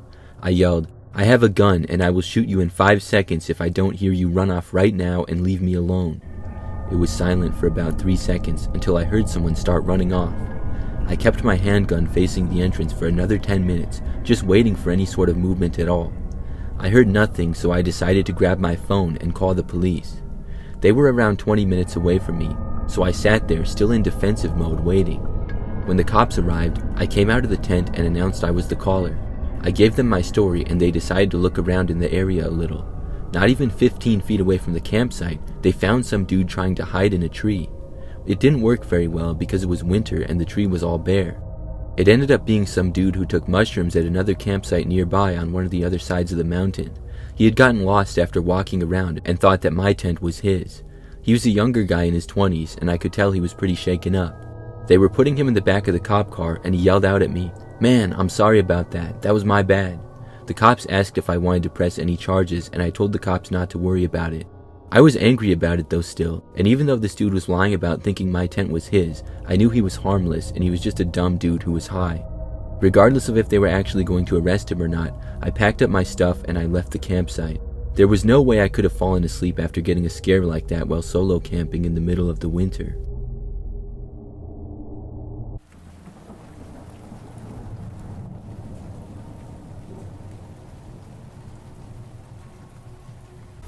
Back in the day, I used to work at Sears. This is when they were doing really well and had tons of stores. If anybody doesn't remember Sears, they were a large department store that sold many things like appliances and clothes. It's mostly gone out of business in recent years though. But when I worked there, we would get lots of people in the store. Well, one time I was working a long day in December. With it being around Christmas time, there were lots of people shopping for gifts and stuff. It was also a weekend, so that added to it. I worked basically all day and I saw countless people. When I was finally off of work, I was happy to go home and was tired. So I just remember that I clocked out of work and then left the store. I went out to my car and then drove back home. It took maybe 15 minutes or so to get back. Then I parked my car in the driveway and got out of it. However, as I was walking up to my front door, I heard a car coming down the street, which was usually very quiet. I noticed it but didn't really think that much of it at all, and I kept going. However, as I was opening my door to go inside, I happened to hear the car slowing down. I looked over to see that the car was starting to pull over to the side of the street in front of my house. So I stopped and I kept watching it because I wanted to see what this car was doing. I did not recognize the car as a neighbor or anybody that I knew. The car pulled over and came to a stop just in front of my mailbox. Then the driver's window rolled down a little and I saw somebody open up my mailbox and then put something inside of it. I couldn't really tell who the person was from where I was. I think it was a man, but I'm not 100% sure. Anyways, I didn't really know what this person was doing or what they had put in my mailbox. After that, they rolled their window back up and then they drove away. I went back outside and after seeing that the car was out of my sight, I walked down to my mailbox. I opened it and I looked inside to see an unmarked envelope. I brought it inside. When I opened up the envelope, there were several Polaroid pictures in it. They were all pictures of me. The first were me working at Sears earlier that day when I was at the registers working as a cashier. I had not known that any of these photos were taken. They were taken at a distance too, so it was not obvious to me and I never noticed it. There was then a photo of me walking in the store, I think when I went on my break. and the last photo was of me walking out to my car in the parking lot after work. This was clearly taken from inside of a car that was also in the parking lot. I hadn't noticed any of them. Of course, I was very freaked out by this. I didn't know what to do about it or anything. I didn't go to the police or report it, but I did tell my friends as well as coworkers. They were all just as confused as I was. The rest of my time working at Sears, I didn't notice anything else like that, and I never saw that car at my house again. I'm not sure where the pictures are. I think I still have them somewhere, but I couldn't find them. It's been so long. But I'd still like to know why that person did that. Was it just an elaborate prank? Why would they choose me though? And they must have followed me home without me noticing. It's all very strange.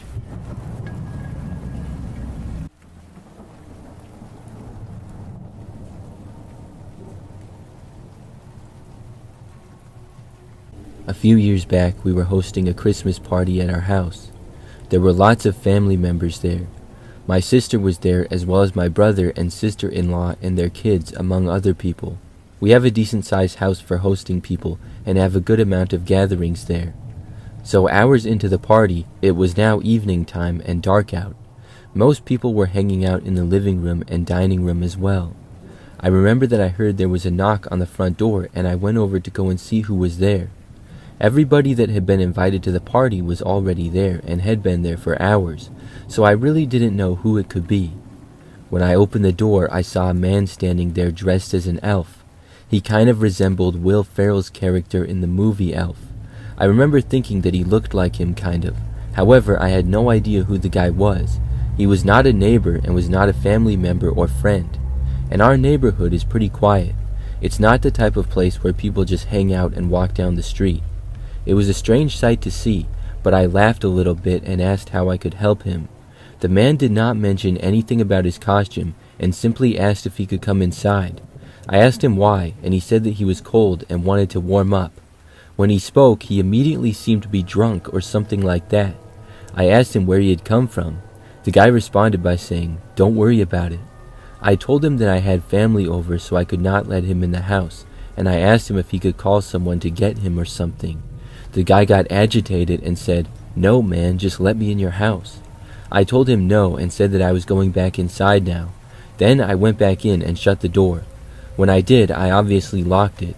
However, as soon as the door locked, the knob instantly started rattling on the other side. The man was trying to come in. I was glad that I locked it. I went over to the window next to the front door. The man stood there for a few moments before finally turning and walking away back down the driveway. When he was gone, I walked back over to the dining room at the back of the house. I was trying to find my wife to tell her about the weird encounter, and the last I had seen her, she had been in there. As I looked around for her, after about a minute later, I heard the sound of kids screaming coming from over in the living room. The sound was quickly followed by something hitting the window. I quickly went into the living room to see the elf man. He was standing right up against a large living room window outside and was loudly banging on it. As he started yelling, making crazy-looking faces. The kids were terrified, most of them being preschool or kindergarten age.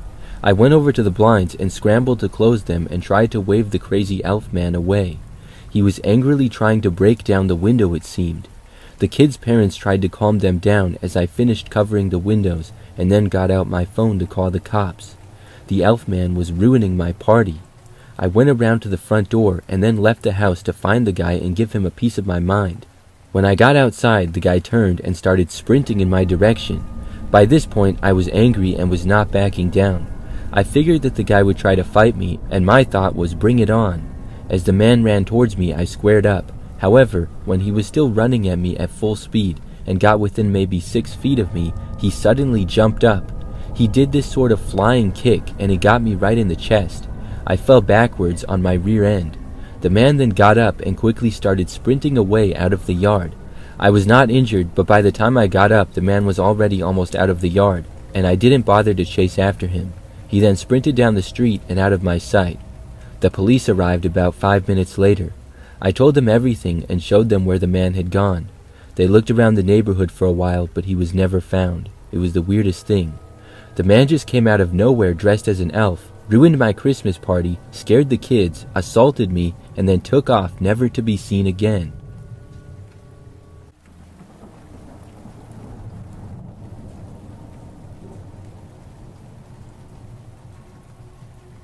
Christmas, everyone's favorite time of the year. It was certainly my favorite time of the year until one night that changed everything. And that one night changed my life forever. The Christmas of 2018, I was sitting in my living room watching the snow get heavier and heavier. I was enjoying myself drinking a cup of hot cocoa until I heard a knock at my door. I thought, who could it be at this hour? It was 1:18 in the morning. I got up to open the door, and to my surprise, I saw nobody. I closed the door, thinking I was being ding-dong ditched, or it was all in my head. 5 minutes later, another knock on my door. I once again got up to open the door, and when I saw nobody, I sighed and shut it. Almost immediately after, another knock on my door, and this time, I was quick enough to swing the door open, and I could just get a glimpse of a kid. He looked to be about 5 or 6 years old, running towards a house that was adjacent to mine. Surprisingly, I never knew who lived there, and quite frankly, I never seemed to care. However, this time I wanted to know why such a little kid was roaming out in the middle of the night, so I planned to go over there the next morning. Morning finally came, and I headed towards the house where I was sure I saw the little boy run into. When I knocked on the door, nobody answered. I figured they weren't home and I would come back later. That evening, I tried going back to the house and once again knocked. There was no answer again. I thought to myself this was quite strange. I then tried the door angle, and to my surprise, the door wasn't locked. Curiosity got the better of me, and I unlawfully entered the house knowing I was breaking and entering. As soon as I entered the house, I smelled something foul in the air, the smell of rotting meat. The inside of this house looked like nobody had lived there for years. I decided to check the upstairs of this house, and once I climbed up the stairs to the top step, I saw there were 5 bedrooms adjacent to each other. I checked out the one to my right, which was nothing special, just a bed and a closet. I checked out the rest of the bedrooms and found nothing. Great, I thought to myself, this was a complete waste of my time. Just as I was about to leave though, I felt a tap on my shoulder. It startled me. I knew I was caught red-handed, but just as I could say anything, I saw it was a woman, and she put her hand over my mouth and shushed me. I slowly backed away and then sprinted back to my house. As I did, I heard the blood-curdling scream of the woman telling me to come back. I got back to my house and decided not to do anything. At 3 a.m., I woke up to sounds outside my window. I looked out and saw the same woman staring back at me with a wide smile that ran across her face. Her crazed eyes stared back at me on the other side of the glass. I fell back in shock and then dialed 911. Cops were at my location within minutes.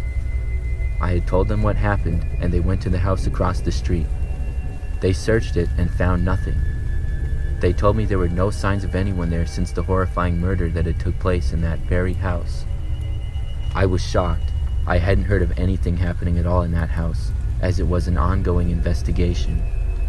The cops were not able to give me the information I so desperately wanted to know. The next day, I did some research, and what I found made me sick. On December 31st, a mother and her son were brutally murdered inside that very house. December 31st, I linked everything together and stared at myself in the mirror in pure horror. The events that took place to this day have changed me forever. In the next 8 months, I quit my job and had to get therapy for the rest of the year. I would wake up at late hours of the night to see the woman's crazed smiles staring back at me, and I would scream in pure horror. It's been a year since this traumatizing experience, and I'm still recovering.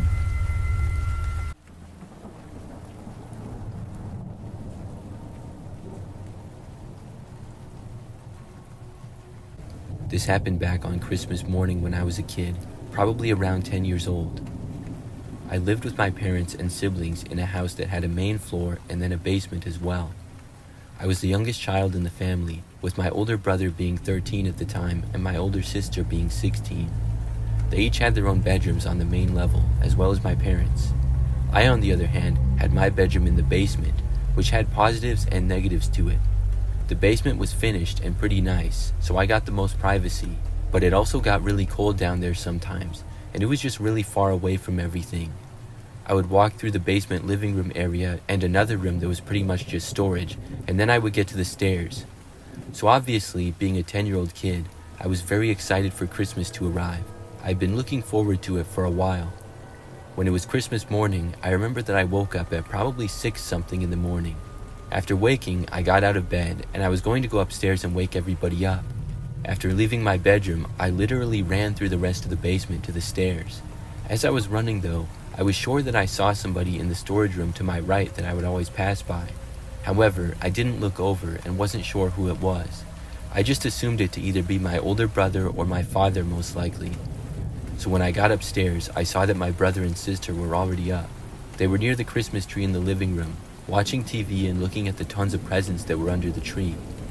I asked them if our parents were up yet and they said no, so I went down the hallway to their bedroom to wake them. When I got into their bedroom, I woke them up and I realized that if both my parents were in their room and my siblings were up, then who was it exactly who I had seen downstairs? This made no sense to me. I went over to my brother in the living room and told him that I thought I saw somebody downstairs. He said it was probably just our father, but I told him how it was impossible because I had just seen the guy when I went upstairs. Now that everybody in the family was awake and in the living room, I was very curious, so I decided to go back downstairs. At this point, I was thinking that maybe I was just imagining things. All the lights were off downstairs, so you couldn't really see that great anyways. Maybe I had seen a large box and mistook it for a person or something. I wanted to clear my mind, so I went back down the stairs by myself. I was like 90% sure that it was nothing. When I got downstairs, at first I heard and saw nothing. Then I got to the storage room. There were quite a few boxes and things like that in there. It was kind of cluttered. However, within a few seconds, I saw this man walk out from around the corner. It was a homeless-looking guy. He had longer hair, a long beard, and was wearing baggy clothes. As soon as I saw him, I took off running back up the stairs. I got back up and screamed that there was a man in the basement. Everyone started freaking out. There was a mix of people not believing and others confused. Within moments though, we all heard movement downstairs. Not knowing if the guy was dangerous or not, we all went into my parents' bedroom except for my dad. He went over to the top of the stairs and started yelling at the guy to leave and stuff. Obviously, we called the police as well. The next thing I remember was that my dad came back into the room and said that the man was gone. Apparently, the man had entered the house through a window that led to the basement sometime in the night. He had left through that same window and ran in the direction of a neighbor's. The police got there and ended up locating the man hiding behind the neighbor's house across the street. It was a huge relief knowing that he was caught, but I was extremely creeped out also knowing that I slept the entire night with a man breaking in and being in the next room over from me. That was the craziest thing to ever happen on Christmas when I was a kid.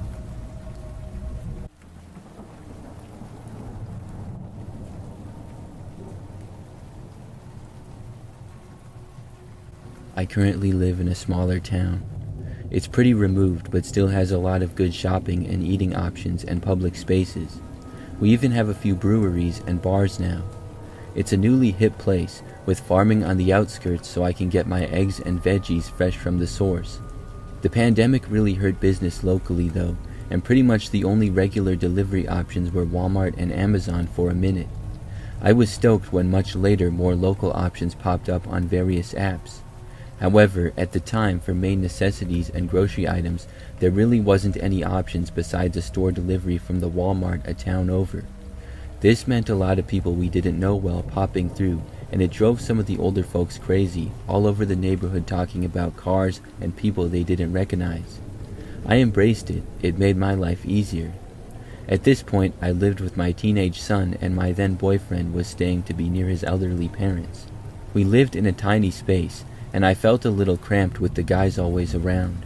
So occasionally I'd send them off on an errand, or they'd visit my boyfriend's parents to give some extra space for me to work on things or just enjoy being alone. One of those days, I got a delivery. I recognized the guy, said hi, and tipped him well, and then went about with my life. An hour later, he was back at my door. He was creepy, because I have steps in front of my door but no porch. He would knock and stand beside the steps where I couldn't see him through the eye hole, but I could see him through the window he was next to. I asked him through the window if I could help him. He kept trying to knock and look for where my voice was coming from before he finally answered and told me that he forgot a bag in the delivery. I confirmed I got it all and thanked him. He left. I didn't want to open the door again after he noticed I was alone. I got new neighbors directly in the unit across from me, and they had a Ring camera. She reached out to me one day and told me somebody had come by knocking and had sat on my steps for about half an hour when nobody was home. I watched the video, and it looked like the same delivery guy. He had been hanging around at 8 p.m., and I didn't have any other orders either. I reached out to Walmart, and they were totally unhelpful. They told me they'd be making sure he didn't deliver anything to me in the future, but they wouldn't give me any information I could pass on to security or the police in case anything further happened. I wanted to at least file a report with my security in case anything happened again because it was weird. I had the feeling it would escalate, and it did. I didn't want to be home alone anymore. I didn't order delivery, and I just tried to cover my bases. However, my neighbor did order a delivery, and somehow it came through with that guy again. I watched him drop it off, and then saw him come over and stand right in front of my stairs looking around my door and living room windows. He stood there for like 5 minutes until my neighbor opened the door to get her groceries, and I told her that's the guy from the Ring camera. She contacted Walmart too, and asked that he doesn't deliver her anything anymore either. A few weeks went by, and Christmas was around the corner. I had ordered a few items from Amazon, and they were all arriving together. I knew they were on my front steps. I saw a different delivery guy who dropped them off, knocked, and walked away. My boyfriend was on the couch with his headphones on working, and I was cooking dinner. I figured I'd grab the packages in a moment, as they were fine on my front steps for the time being, and there was a camera out there if anything happens. I finished plating and brought the food in, and I was sitting the plates down. The front doorknob, which wasn't locked, gave a tiny turn. The deadbolt was still latched, but the knob wasn't, and I could hear it. My boyfriend couldn't because of his headphones, so I alerted him and pointed it out. My boyfriend was completely oblivious to these type of things, and he said I must be hearing things, so he got up and he ripped the door open to prove it. To his surprise, there was that same creepy delivery guy crouched up against the wall under the window, his hand still on the knob trying to turn it silently. He looked mortified to see a man opening the door, and when my son came up also to the doorway, he looked really confused. He asked for me by name. He must have known my name from the deliveries because he used the name I have on my account, which isn't the name everyone knows me by. My boyfriend asked what he needed, and the guy reached down and picked up the Amazon box and said, "Delivery," and handed it to us and then left. It was really strange. I explained to my boyfriend that he was not delivering those boxes and they were already there. We took the footage to the police, and I tried to reach out to Walmart. The police told me they reached out to Walmart and just got a bunch of clueless basic customer service agents with no idea how to proceed, and if he came back, I needed to call them so they could get to him in person. I was really scared though. I was glad that I wasn't in the house alone now, but I felt like he might take more drastic measures knowing that too. There's one window at the side of my house that faces the front lawn, but it's blocked off by a large entertainment system. It's the only blocked window I have, and besides my bedroom window, it's the only one that's not visible from the Ring camera. But all my windows are always locked overnight. The next morning when I was leaving for work, the window screens were both removed and placed beneath the windows. There were handprints smudged all over the glass. There were no clear footprints, just deep muddy sloshes, as our sprinkler system hits that pretty good at night. I didn't even bother contacting Walmart again. They were totally useless. The last thing to happen was when my boyfriend was coming over late one night. He worked that night and didn't come home until around 3 a.m. I knew he was coming, but I was woken up by a loud fighting outside. He had pulled into the parking lot, and this guy was underneath my car. He scrambled under the car when he was pulling in. My boyfriend pretended like he hadn't seen him, and watched him slide out and try to hide behind the parked cars, but it looked like he had been messing with my car. My boyfriend ended up pinning him against the ground, and I called the police. There was an air tag taped under my car, so he was trying to track me away from my house and get me alone. The guy was arrested with other charges too. I didn't hear anything else from it. I gave statements and incident report numbers and was told that I might need to testify, but it's never happened. I haven't had any incidents since then though.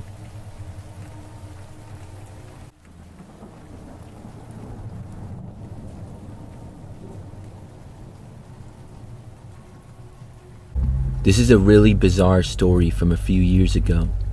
I worked at an office building for my job in downtown of the city. I liked my job a lot. It paid well, and most of the people working there were good. We had a work Christmas party and gift exchange scheduled for one night. It was going to be at a room on the first floor of the office building. The building I worked in was very nice with many floors, and it had some really good spaces for parties and stuff. So I procrastinated getting a gift for the party and forgot all about it. I got home from work only to realize that the party was that night. I had forgotten about it.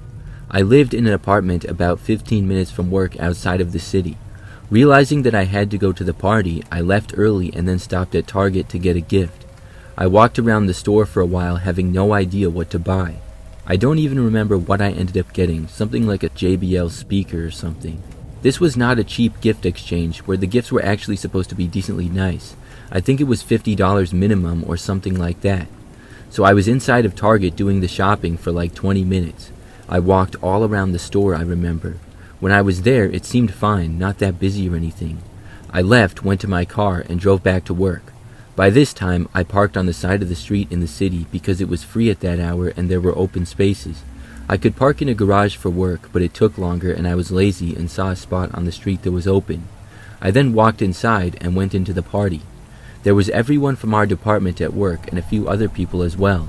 Overall, there was probably about 30 people there. I obviously knew some of the people better than others, but I knew pretty much everyone there. However, not long into being there, I noticed that there was a woman sitting on a couch in the corner. She was kind of by herself and not talking to anyone, but I noticed that she was on her phone.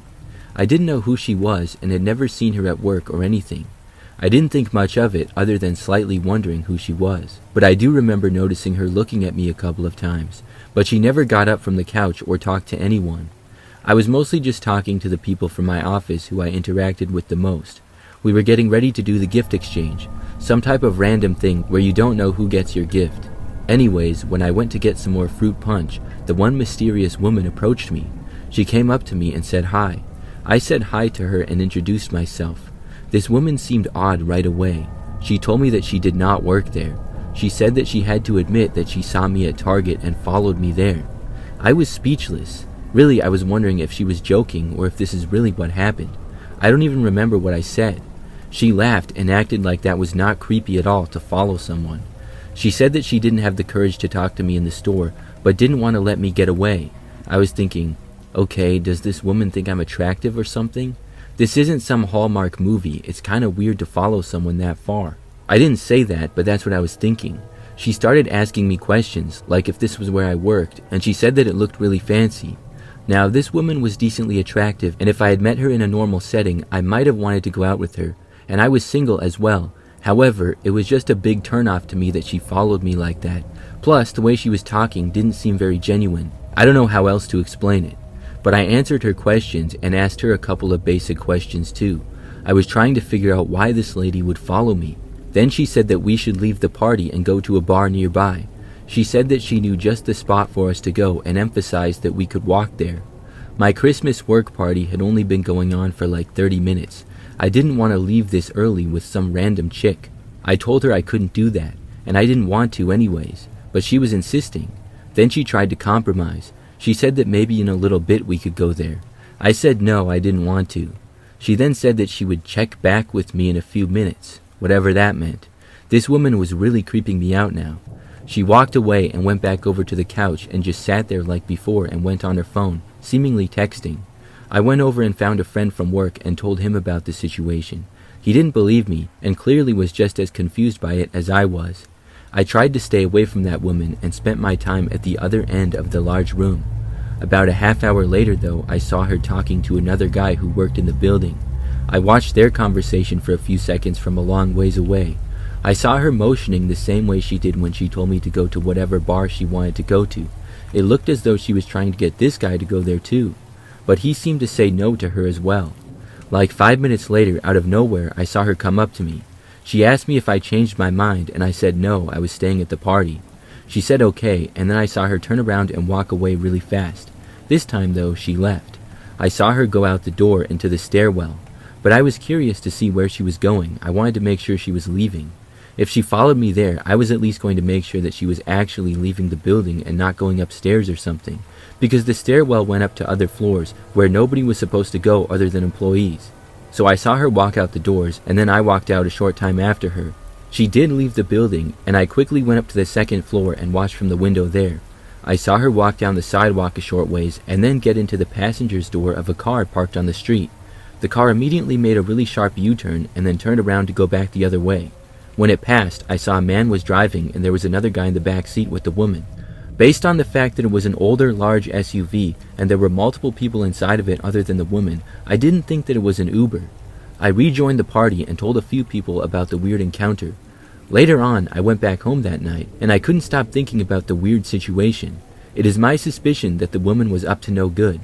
I mean, I don't consider myself ugly, but no woman has ever come up to me and told me that she liked me or anything, and certainly nobody ever followed me. But I thought about it after, and if this woman did actually like me, why wouldn't she ask me for my number? We never exchanged numbers or any information other than first names, which I forgot what hers was. And then when she got in the car with the guys, she seemed to know them. I think she wanted to set me up to get robbed by those guys or something, probably on the way to that bar. She even tried to get my coworker too. Overall, maybe I am just being paranoid. Maybe she did like me and had a bad ways of going about it. But I don't think it's right to follow people like that. That's creepy.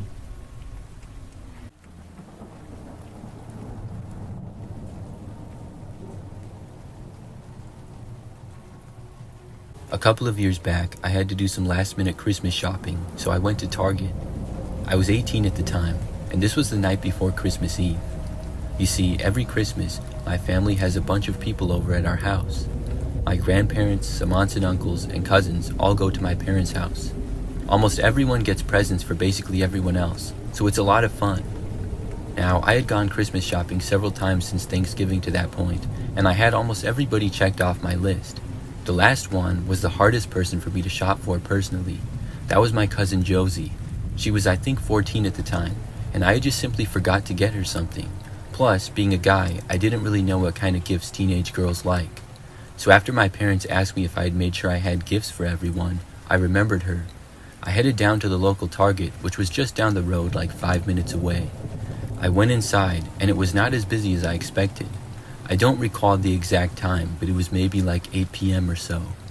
It was mostly quiet, and I walked in and looked around. I didn't really know what I was looking for though. I ended up just walking around the store for like 10 minutes, hoping that something would jump out at me. Eventually though, I ended up settling on just a gift card, and then I checked out and I left the store. I had parked pretty close to the store, and almost right after walking out the doors, I noticed a man standing around by my car. It was a guy who looked fairly young, maybe 6 feet tall, and had short dark hair. He was just standing around right by my car, and I didn't know what he was doing. When I got closer though, the man started to approach me. Then he asked me if I could give him a ride. I walked past him and said no, I could not. I obviously did not want to give a ride to some random stranger that I had never met before. The man was persistent though. He walked alongside me and then cut in front. He said that he needed a ride badly and it was not that far. Nothing that he said was going to change my mind though. I told him that I could not give him a ride. He was blocking my way of getting in my car though, and I was worried that he was not going to let me in. I asked him to move and said that I was in a hurry and I was sorry, but I just couldn't do it. This seemed to work at first. The man walked around the front of my car and was no longer blocking me from getting in. He said that he understood and he was sorry for bothering me. I told him it was fine and to have a good night. Then I unlocked my car and reached for the door. By now, the man had walked around to the other side of my car, and it appeared like he was headed to maybe go inside Target. But like right after I hit the unlock button, the man swung around to the passenger side door and opened it. Then he started to go inside of my car. I had begun opening the driver's door, but I no longer went inside of it. Instead, I backed up and then closed the door. When this happened, the man then left the car as well, and quickly started walking around it, headed towards me. In an instant, just out of reaction, I turned and just started running away. I sprinted through the Target parking lot. Unfortunately, the man was chasing me away from the Target and not towards it. So when I was running, I was going farther away. I kept going, and I ended up running through the entire parking lot and then into a nearby bank parking lot which bordered the Target property. The man was still chasing after me. The bank was closed, so I turned and ran across a quiet street where there was a strip mall way in front of the Target. I ran to a restaurant and saw that it was open, and then I went inside of it. Thankfully, the man did not follow me into the restaurant. When I was there, I waited inside and I called the police. I reported what happened, and I didn't leave the restaurant until the cops got there. They went back to my car with me, and the passenger's door was still open. However, the man was gone. He was nowhere in sight, and the police started to look around for him. I was able to go home at that point. That made for a very memorable Christmas shopping experience.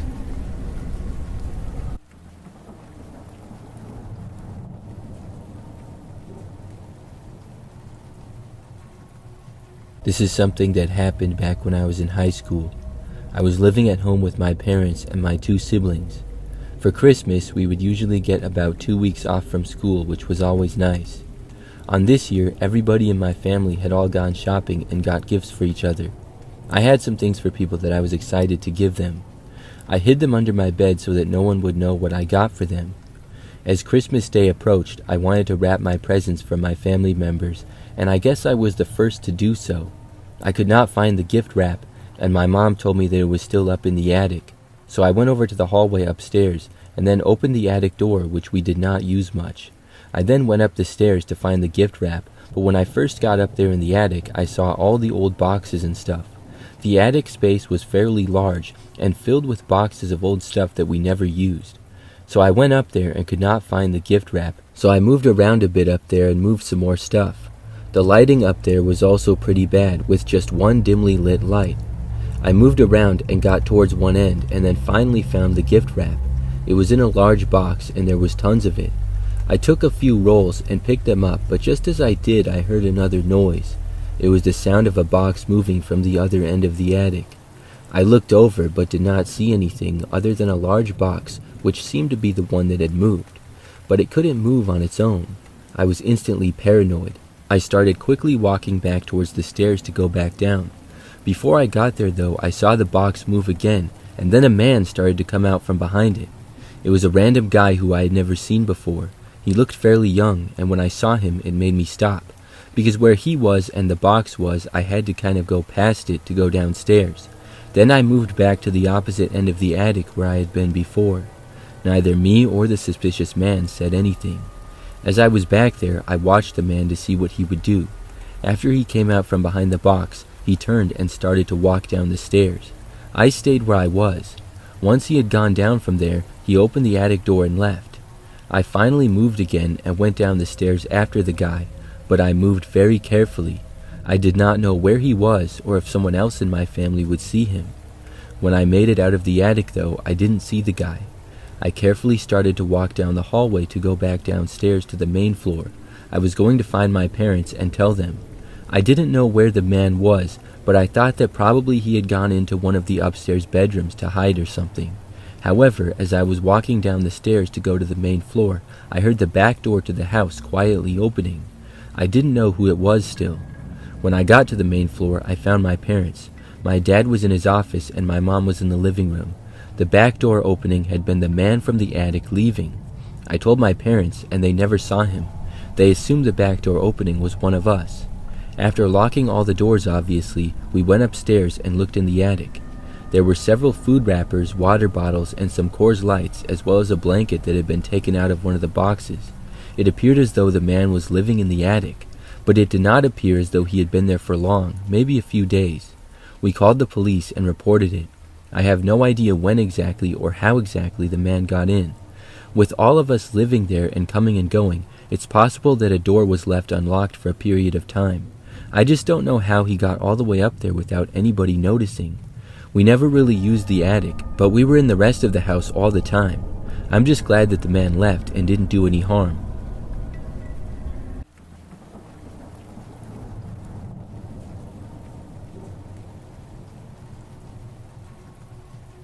I just want to start off by saying that Christmas is my favorite holiday. But every year, I remember what happened to my family and I on Christmas years ago. I was 12 years old at the time, and I went to my cousin's house with my family to celebrate. On Christmas Eve, my family and I decided to stay the night at my cousin's house because our house was sort of far away. There were guest bedrooms for my family and I to sleep in. But I woke up at about 4 a.m. When I did, I heard noises downstairs, so I decided to go check it out. I went downstairs, and when I did, I saw someone dressed as Santa Claus. I saw him looking around in the kitchen and looking for gifts under the Christmas tree. There wasn't that many Christmas presents left because my family and I had opened most of them, but there were still a few left under the Christmas tree. I went back upstairs and woke up my dad. He came downstairs with me, but there was no one inside the house. My dad told me I had just had a bad dream. I decided to go back to sleep, and in the morning when everyone was up, we were getting ready to eat breakfast. My uncle went in the basement to go get some drinks, when he said he saw the basement window was shattered and it looked like someone had climbed in. My uncle called the cops, and when the cops came, they couldn't find any other evidence other than the broken window. My whole family was scared. My uncle and dad checked the whole house to make sure nothing was stolen. After a while, my uncle and dad came running downstairs and came into the kitchen where we all were and said they heard something in the attic. They went back upstairs to check it out, and shortly after that, they started yelling because they saw the man that I had seen dressed as Santa Claus hiding behind a bunch of boxes. They called the police once again, and all of us went outside to wait for the cops to arrive. When the police came, the officers went running inside and pulled the man out of the attic. They found that he had a knife and tape in his pockets. The officer said it wasn't just him breaking into our house, but there had been multiple reports of someone dressed as Santa Claus walking near people's houses in the area, and we were the fourth call. The officers also told us that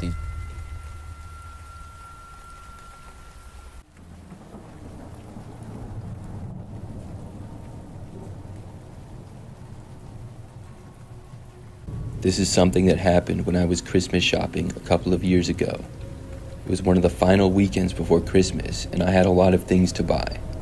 I went shopping all by myself and went to a very large mall that was sort of close to where I live. When I got there, it was extremely busy and remained that way the entire time. Just about everywhere that I went inside, I had to wait in line to check out. I was there for several hours, but eventually was able to get just about everything that I wanted. It was mostly gifts for friends and family. When I was finally done shopping, I left the mall and drove home. Everything seemed to have gone well. Now, when I was on the way home and probably about halfway back, my cell phone started to ring. I looked and did not recognize the number, so I didn't answer it. But just a short time later, I saw that whoever had called me left a voicemail. I got curious, so I decided to play it right then and there. When I did, I heard a man's voice speaking. The way he spoke was sort of creepy and unsettling. He told me that he was driving behind me right now and that I should have answered the phone. I looked behind me. I was on the highway and there were a lot of other cars, plus it was dark out. There was a car directly behind me, but I couldn't tell how long it had been back there. I just kept going back on my way home. I was very suspicious and a little nervous, but thought that maybe it could just be a dumb joke. When I turned off the highway to a slightly quieter road, the car behind me did as well.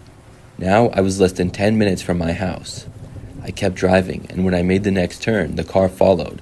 In this kind of a situation, I knew you were supposed to drive to the police if you're being followed. So I took out my phone and asked Siri to direct me to the nearest police station. Soon I had a route, and I followed it. It would only take about 5 minutes to get there. But before I even made it to the street where the police station was on, I noticed that the car stopped following me. I pulled into the police station anyways, but didn't get out of my car.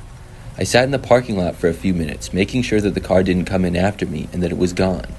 Then I finally went back on the road and went home. For the rest of my drive, I did not notice the car directly behind me or anything. There were a decent number of other cars on the road, but it wasn't all that busy. Eventually, I got back to my house and pulled in. My street was usually pretty quiet, but as soon as I parked my car in the driveway, my phone started to ring again. I jumped when I heard it. When I looked, it was the same number as before. I decided to answer it. When I did, I heard the same man's voice speak. He said, "You shouldn't have gone to the police station. You should have just went home. I know where you live." This really freaked me out, but just then, things got worse. I suddenly heard a car approaching and saw headlights entering my street. I turned and ran for my house as fast as possible. I got to the door and unlocked it just as the car reached my driveway. It pulled in and parked behind my car, and I made it inside of my house. I locked the door behind me. I took out my phone and called the police. Meanwhile, after parking in my driveway, I saw a man get out and start to walk to my door. I ran back into the living room, which is away from the door.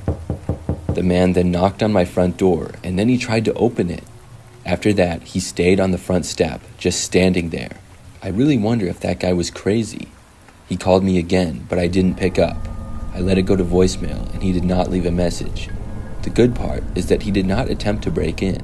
He just stood there, right outside of my front door, the entire time. Finally, the police got there. They talked to the man and were able to get him to leave, as well as gave him a citation. I hoped that that would be enough, though. It was certainly one of the scariest situations in my life. That man was very sneaky. I really don't know how he got my phone number or knew where I lived. I think he waited for me around the corner of the police station or something. Then he kept a distance so I didn't notice him. It was dark out, so I couldn't see all the other cars very well. Either way, whatever he did, it blows my mind he was able to do it. The good news is that I haven't seen him since.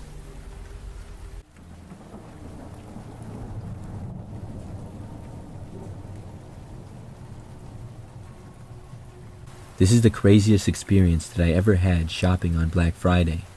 For many years, starting in the 2000s, it became a tradition for me to go shopping on Black Friday.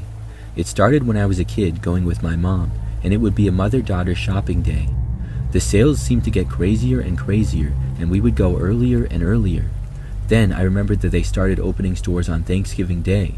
We never did that until 2014 when I wanted to go shopping that night.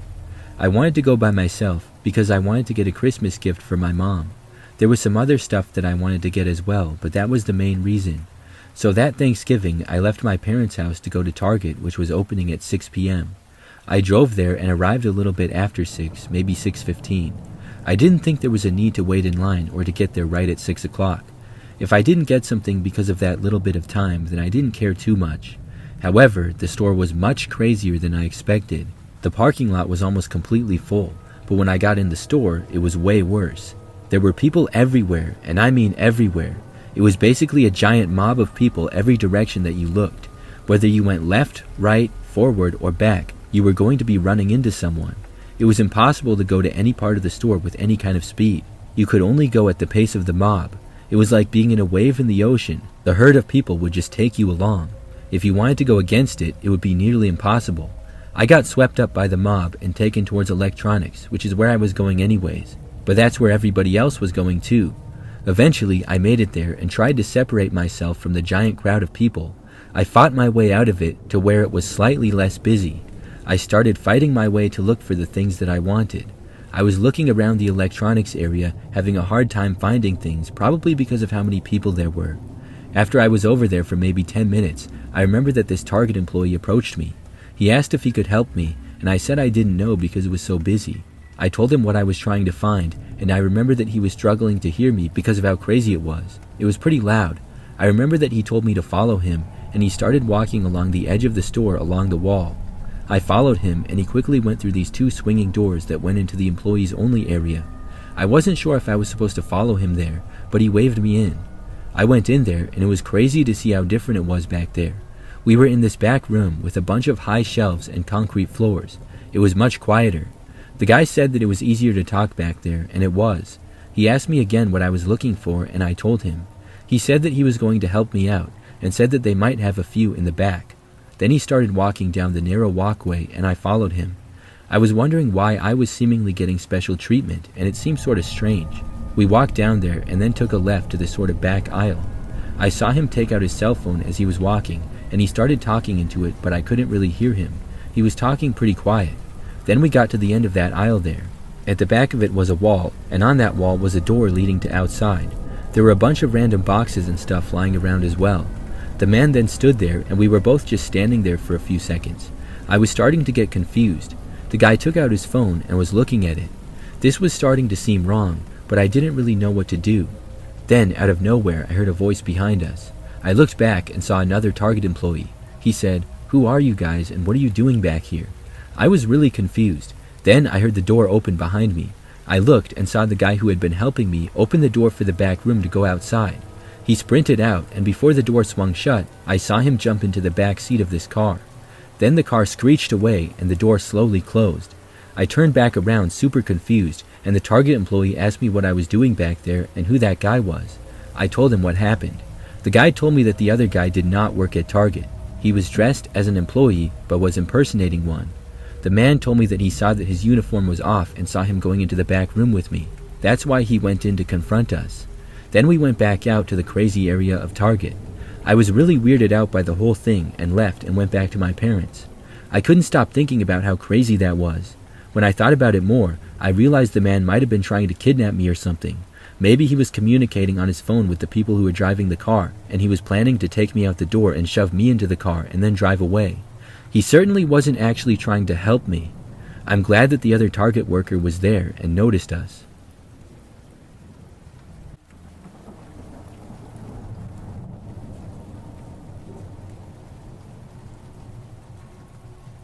I worked at Target on Christmas Eve back many years ago now. We closed a little bit early on Christmas Eve from what I remember. I think we were open until maybe 7 p.m. or something like that. I had to work pretty much until close as a cashier, and this was back when I was about 18 years old. Every year my family would go to my grandparents' house on Christmas Eve and hang out, but unfortunately I wouldn't be able to go that year because I had to work at Target. I was disappointed about it. I was getting paid extra money, so I guess that made things a little bit better. That day at Target started out really busy and then got slower and slower. At first, there were tons of customers and I was having a lot of people in my checkout line. At probably 3 p.m. or so, things started to really quiet down. Then by 5 or 6, there was basically nobody there. Soon enough, we closed and I was able to go home. I left Target and walked out to my car in the parking lot. But when I drove home, I was surprisingly followed. So I remember that as I was walking to my car, it was in the back corner of the parking lot. The parking lot was very large, but it had also snowed, so there were piles of snow around and stuff. It had been really busy when I got there, so I was parked in the back corner far away. My car was one of the only ones there when I left, and it was dark out when I was leaving as well. As I approached my car, I remember seeing a running car not far away. Its lights were on, and I thought nothing of it though, as I could not see who the driver was in the vehicle. I figured it was just somebody who was going to leave or whatever. I didn't really give it much thought at all. By the time I got to my car, I left, and the other car was still there. I did notice that right after I left though, this car also left. This was just because we were the only cars in that area of the parking lot, and this is a detail that I probably would have forgot had the car not followed me all the way home. I think we lived about 10 minutes away from the Target. You would take a few roads that were not that busy, and most of the roads did not have much traffic on them at this hour anyways, with it being Christmas Eve. So I noticed the headlights driving behind me, which went all the way home. I didn't really care that much.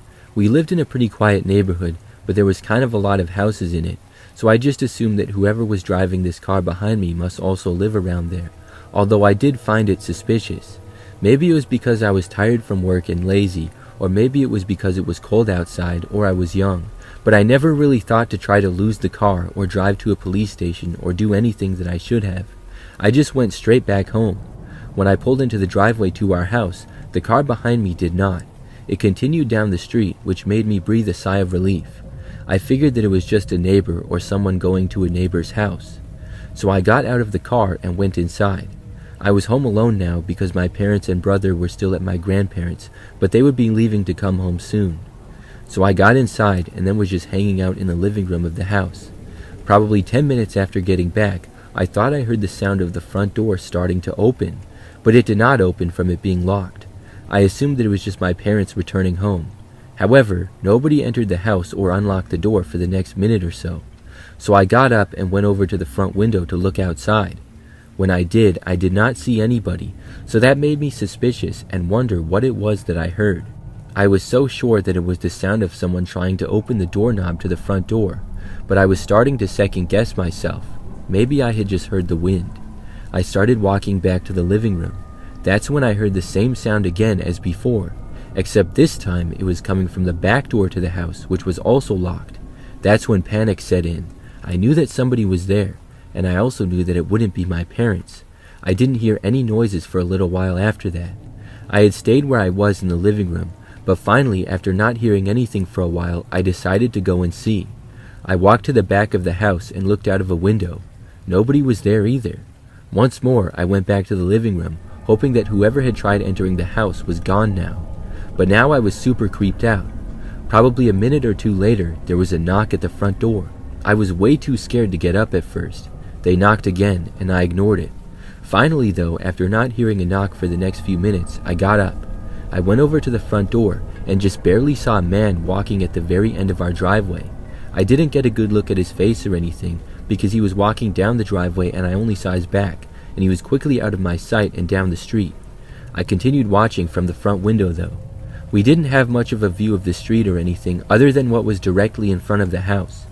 I would say maybe 1 minute later I heard a car approaching down the street. Then the car drove down the street coming from the direction that the man had walked. It went past our house and down the street out of my sight. It looked like the same car that had followed me home. I was paranoid and called my parents after that. They were on their way home, thankfully. When they got back, we looked around the house and saw some footprints in the snow, but that was it. When I worked at Target after that, I never saw the car again or anything suspicious. I still wonder who that was that followed me and tried entering our house. It's a creepy thing to think about, and I wish I would have got a better look at who did it, but I'm really glad that he didn't get in.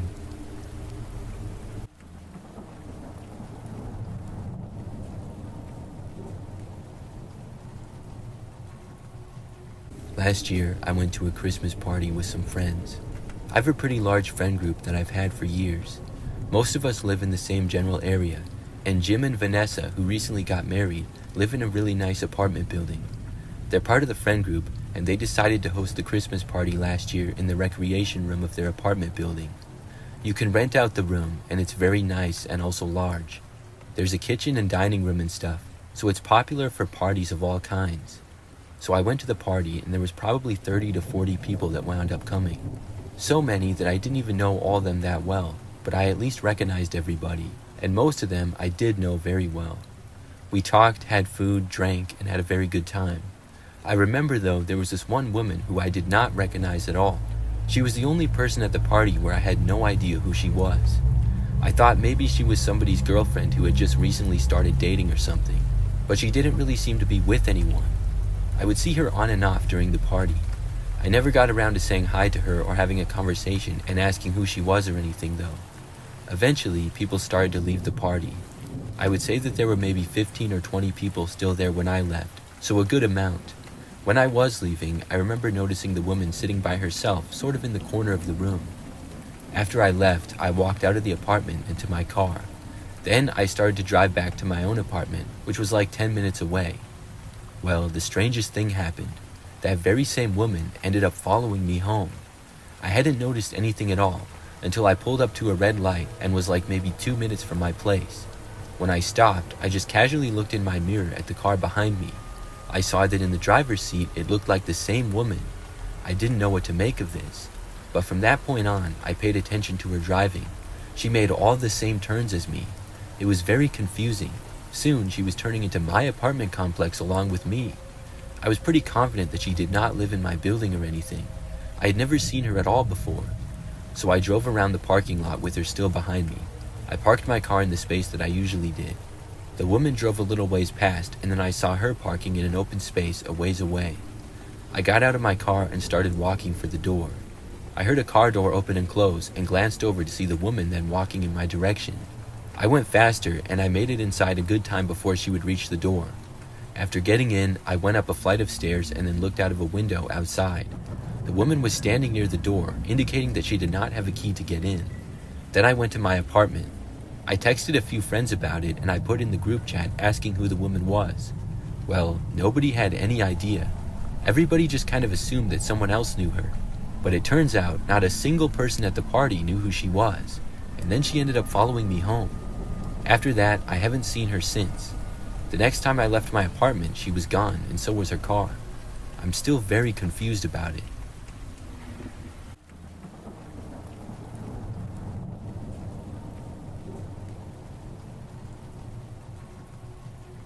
This happened back when I was a kid. I was a 10-year-old girl at the time going Christmas shopping with my mom. Each year, I always looked forward to Christmas and everything that came with it. It was always fun to go shopping at the stores and malls. I got money back then from doing chores and also birthdays and stuff. The year before this story, I actually bought Christmas presents with my own money for the first time ever, and it was a lot of fun. Of course, I could only get people really small and cheap gifts because I didn't have much, but it made me feel like an adult to be able to shop for people on my own like that. One evening, I went to the mall with my mom. We were doing a bit of Christmas shopping. My dad was at basketball practice with my brother. So I brought all my money and was planning to get presents for everyone. We went to the local mall, which was pretty large and had a bunch of different stores. My mom and I shopped around the mall a little, and then we decided to split up for an hour. We had done this the previous year, and it went fine. I felt old enough to navigate the mall by myself and never felt in any danger. I knew not to talk to strangers and stuff, and overall we lived in a city that was pretty safe generally. The mall was really busy on this night, and when we split up, I went off to find a gift for my mom. I remember that I went to a couple of stores. However, I sensed a suspicious man. This was because when I was at a store, he came up to me out of nowhere. The guy must have seen that I was by myself, and I remember he asked me if I was shopping alone. I said yes, not really thinking it through, because in the moment, I was. He didn't say anything else though, he just kind of walked away. But as I went around the store looking at stuff, I didn't pay attention to the guy. However, I did notice I walked past him when I left, and when I turned the corner, I saw him leaving too. It didn't raise my suspicions until I walked into another store, and he was there as well. This was another small store, the kind you see lots of in malls that sell little things. As I shopped, I looked around and the guy was standing in the same place like the entire time. I didn't get anything there either and left. Once more, the man left a little time after me. By now, I was getting kind of worried. I thought about going back to find my mom right then and there, but we had agreed on a spot to meet in an hour, and it had only been like 20 minutes. Plus, I didn't have a cell phone. This was way back in the day, and the only thing I had was a watch that told the time. I went to yet another store and tried to forget about the guy. I actually got something there and didn't see the man inside, but once more, when I left, I noticed him walking a ways back. By now, I knew that he was following me, and I was extremely nervous.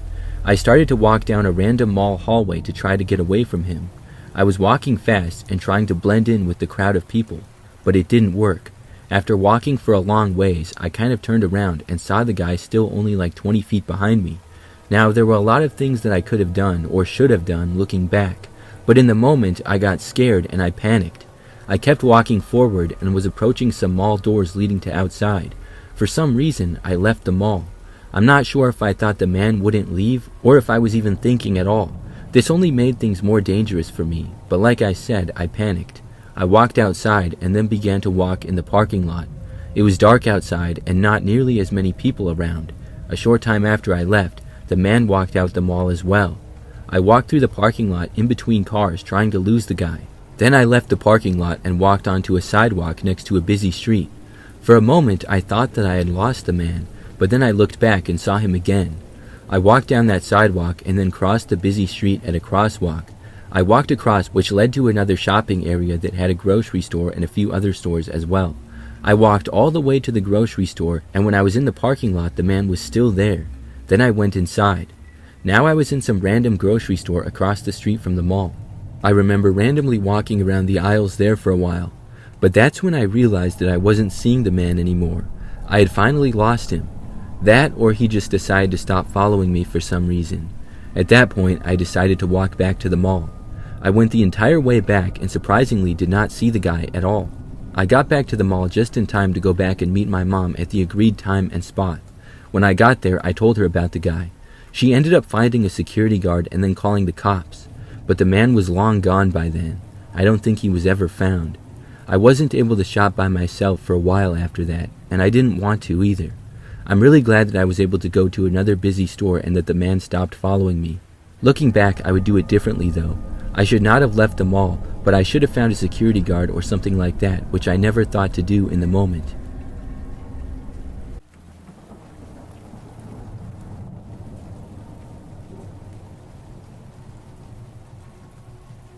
A few years ago, we hosted Christmas at our house. It was my wife and I, and we were having about 15 to 20 family members come over. We have a somewhat large house and also a large backyard. Our house was decorated and ready for the guests on Christmas Day. Everything started out very well. Family started to arrive at roughly 11 o'clock in the morning. I was pretty busy talking to people and stuff, but maybe at about 11:30, something odd happened. One of my cousins arrived, and I went outside to greet him. As he was walking in, he told me that he thought he saw a guy in my backyard and wanted to know if I knew about him. I was confused. Nobody was going outside, and I didn't know why anybody would be in the backyard. I asked him to tell me more about it.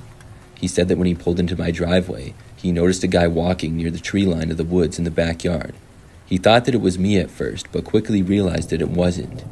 He took a few steps towards the backyard after getting out of his car, but the man quickly went out of sight. We both decided to go over there and look. After walking back to where he spotted the guy, we saw the footprints in the snow. but didn't see anyone. He must have been gone by then. We yelled out into the woods, asking if anybody was there.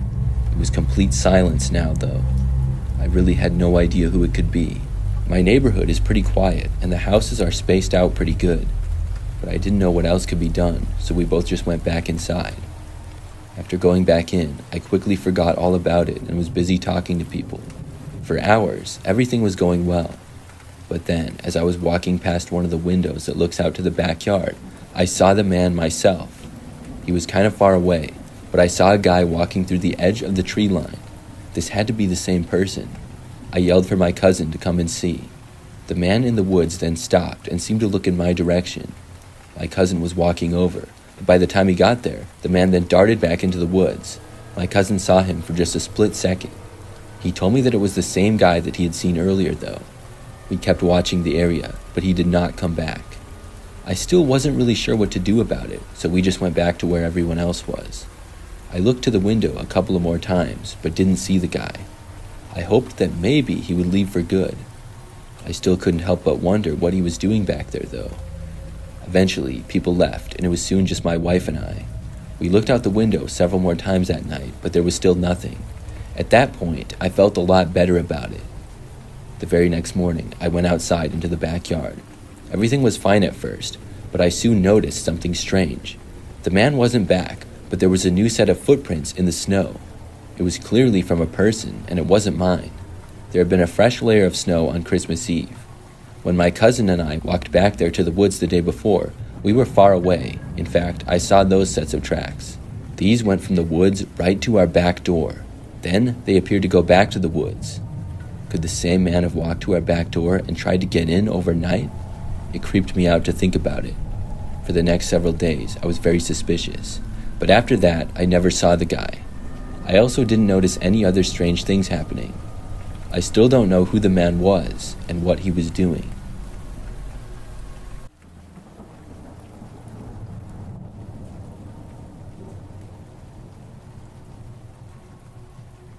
I went shopping with my friend Jessica on Black Friday last year. I first went over to her house at around 7 a.m., and then we took her car and went to several stores. We live in a pretty busy area, and there are a lot of places to shop nearby. So when we drove to the first store, there were lots of other people there shopping. Overall, it was not too crazy though. There were no specific things that we desperately needed to get, but I wanted to get a start on my Christmas shopping. After going to several different stores, later on we both were at this one clothing store. This one was the busiest one yet, and it was a larger store. I remember that we both found a few things to get, but there was a really long line to check out. We got in the line anyways, and not long after us, this man got in line right behind. He looked sort of mysterious and kind of stood out right away. He was wearing sunglasses and a long black jacket. He also wore a black winter hat. The man just stood there, staring straight ahead. I was talking with Jessica, who was standing next to me the whole time, so I would see the man out of the corner of my vision. I soon realized that he didn't seem to have any items in his hands to buy at all either. For the most part though, I just ignored him. We ended up waiting in line for probably close to 30 minutes. The line slowly moved up until it was finally our turn to check out. After we did, we left the store. Jessica and I needed to go to another store after that, and we were there for a while. Then we were finally done shopping and went back. We went to Jessica's house, and I hung out there with her for a while before going back to my place. When I got home, it was sometime in the late afternoon to early evening. I live in a pretty typical neighborhood for the most part, and a pretty average house. I just remember that at like 10 o'clock at night, there was a knocking on my front door. I got up and walked over to the front window. I wanted to look outside before answering it, because a 10 p.m. knock on the door is a little bit unusual. When I looked, I could not believe my eyes. It was the same man who had been in line behind us at the store. He was still wearing the same exact thing, with the hat and sunglasses and everything. Obviously, I had no idea what he wanted, but I didn't want to find out either. I watched the man just stand there for a while. Then he knocked on the door again. I still didn't answer it. He then stood there for a really long time. He was probably there for at least 5 minutes. Then, finally, he walked away. I saw him go down the street and then out of my sight. A short time after that, a car drove past, which I'm guessing was his. I really don't know why the guy showed up at my house, or how he even knew where I lived. It made me wonder, though, if he had been following me all day or something. If he had been, I certainly didn't notice, and I'm hoping that I don't see him again.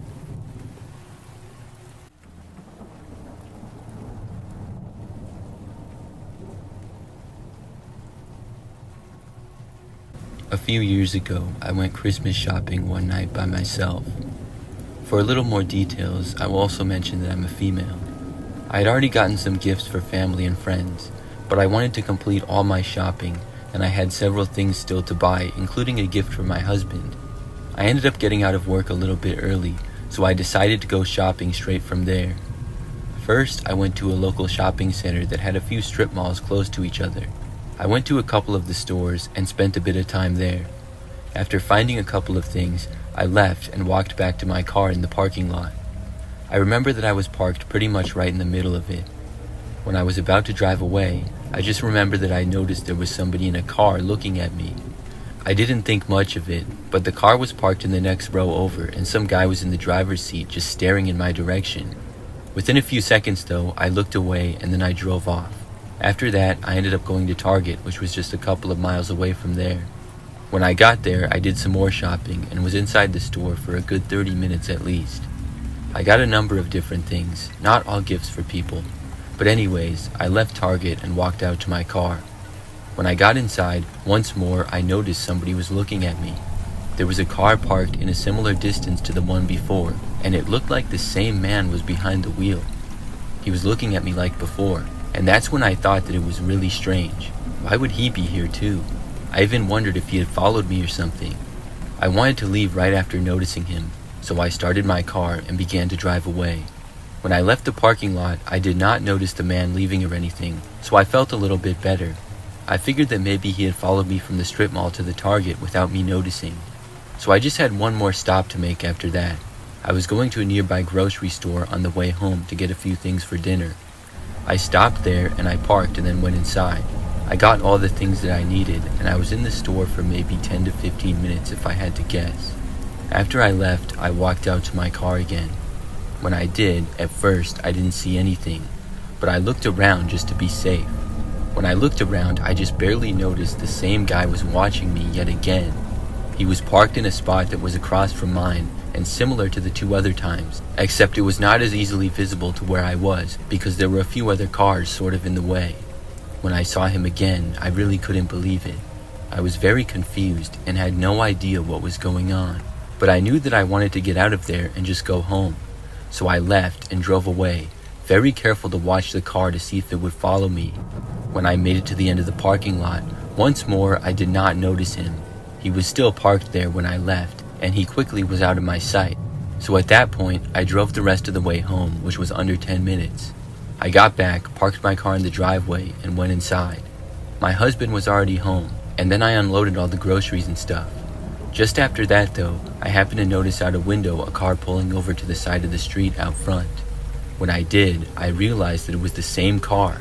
That meant the same man was behind the wheel. I had no idea how he found me. I told my husband about what happened and how the car was there. I suggested calling the police, but my husband had other ideas.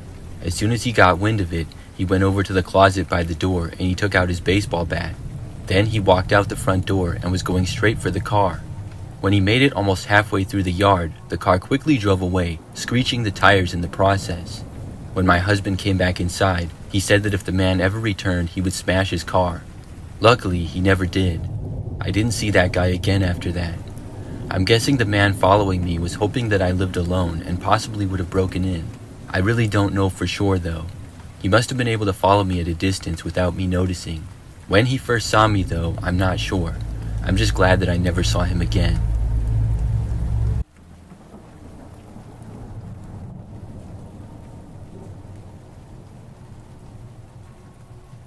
This happened 2 years ago when I was working for a security company while still in college. It was Christmas Eve and I had picked up an extra couple of shifts for the holiday pay.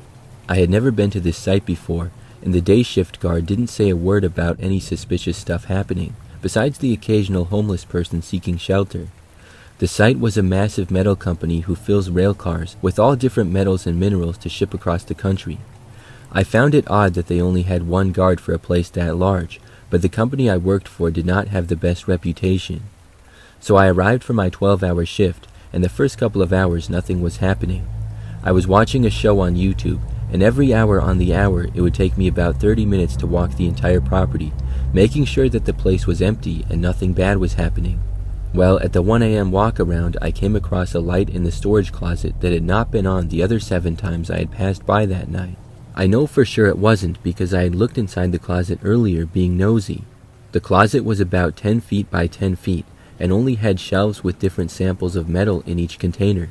I walked inside and examined the light switch. It was not a motion-activated one, nor was it a timer. This light switch was a stubby, fat switch that was rather hard to flip compared to the normal switches, so this could not have been an accidental switch flip on my part. The very second that I flipped the lights off in this closet, my heart sank to my ankles because from across the hall in the laboratory, the AM/FM radio turns on. Now, I remember that I had been through this exact hallway 7 times earlier that night, and not once did I hear the radio on, not even when I was 5 steps across the hall from the lab in this little closet.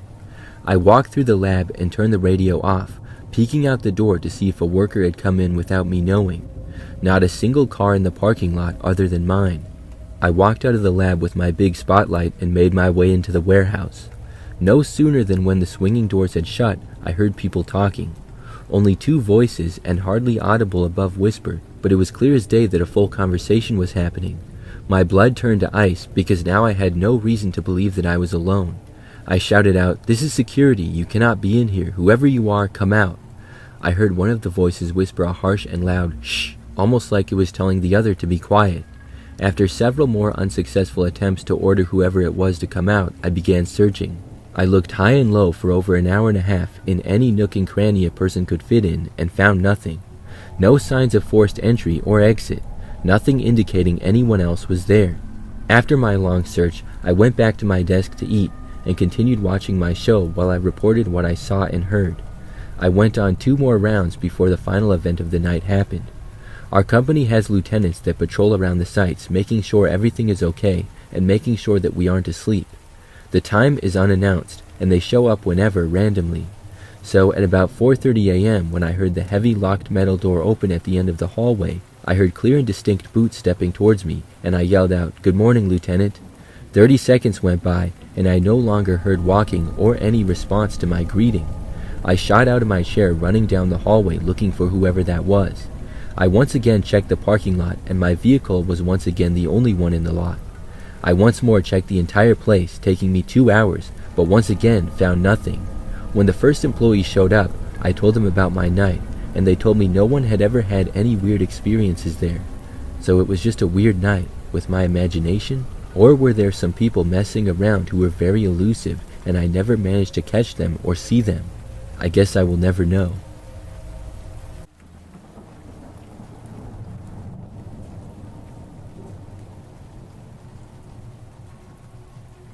A couple of years ago, I went Christmas shopping at a mall near where I live. The mall is pretty large and was decorated for the Christmas season. I went there after work and spent quite a bit of time shopping there. At one point, though, when I was in the mall, I saw a peculiar sight. There was a man dressed as Santa Claus, and he looked kind of like him. He had a beard that was obviously fake, though, except this man looked disheveled. He was wearing red like Santa, but his clothes were baggy and not fitting right. Also, they were dirty, and the guy looked like if Santa had just finished a WWE match or something. He walked in the mall, and I was wondering if he was the mall Santa having a bad day, or maybe he was a guy trying to be funny dressing as Santa but purposely bad. I shrugged it off and continued shopping. Eventually, though, I did see the real mall Santa, who was at one spot taking pictures with kids. It was definitely not the same guy. So I shopped for a few more hours and then left that night.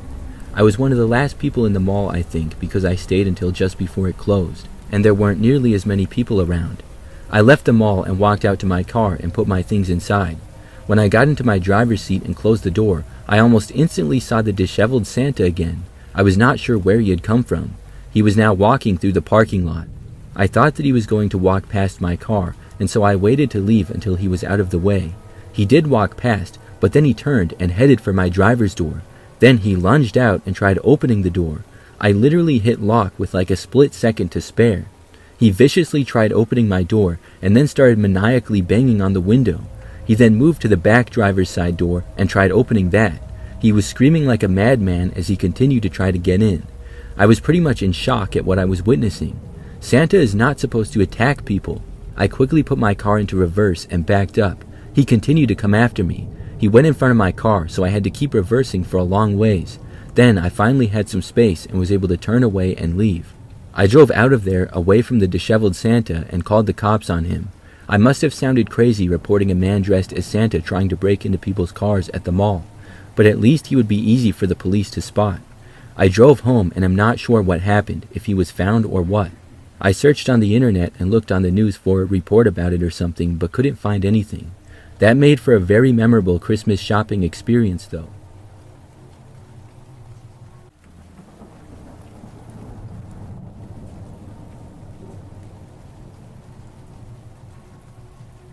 This happened many years ago when I was a little boy.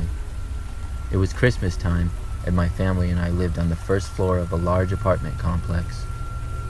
I remember one day on a Saturday, my mom told me that Santa was at our apartment. We went to the event room that our apartment had, and they were doing a Meet Santa type of thing. There wasn't a whole lot of people there, but those who lived nearby and had kids would bring them to see Santa. We went there and got in line, and then my sister and I met Santa. I remember when it was my turn, he asked me what I wanted for Christmas, and I told him I wanted the new PlayStation. He asked me if I live here, and I told him yes, I lived right down the hall. He then told me he would see what he could do about getting me that PlayStation, and gave me a candy cane. We then went back home. I think we made some holiday cookies or something. I don't quite remember that well, but where the story really gets interesting is later that night. I was in my bed and not really that sleepy, so I was just laying there playing on my Game Boy. I was in the middle of a level in my game when I heard a noise come from my window, which was literally right next to my bed. I looked up through the blinds, which were open so that you could see through them. I saw Santa standing right outside my window, and it really shocked me. He motioned for me to open the window, and I did. He then smiled at me and asked if I remembered him. I told him yes, and he handed me another candy cane. He told me he wanted to show me his sleigh. I knew something felt off about this situation. I didn't really think Santa was supposed to show up at my window like this, because it wasn't Christmas Eve yet, it was like a week before. But he was Santa after all, so I told him I'd like to see it. He told me to come out the window, and so I opened it wider. As I was about to climb out the window, the door to my room opened. It was my mother, and when she saw what was going on, she ran to me and grabbed me. When she did, Santa turned and ran away into the night. She asked me what was going on, and when I explained it to her, she told me that the man at my window was not really Santa, but just an imposter pretending to be him. She then called the police, but by the time they got there, the man was long gone. I was young, but when I spoke to my mom about the incident in recent years, she told me based on the information of the man dressed as Santa who was at the apartment that day, they were able to locate the man and he was caught. I'm so glad that my mom came into my room when she did.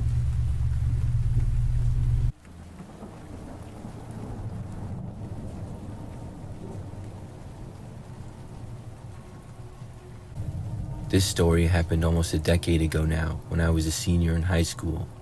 It's also important to note that it happened in the middle of December in the midst of a snowstorm.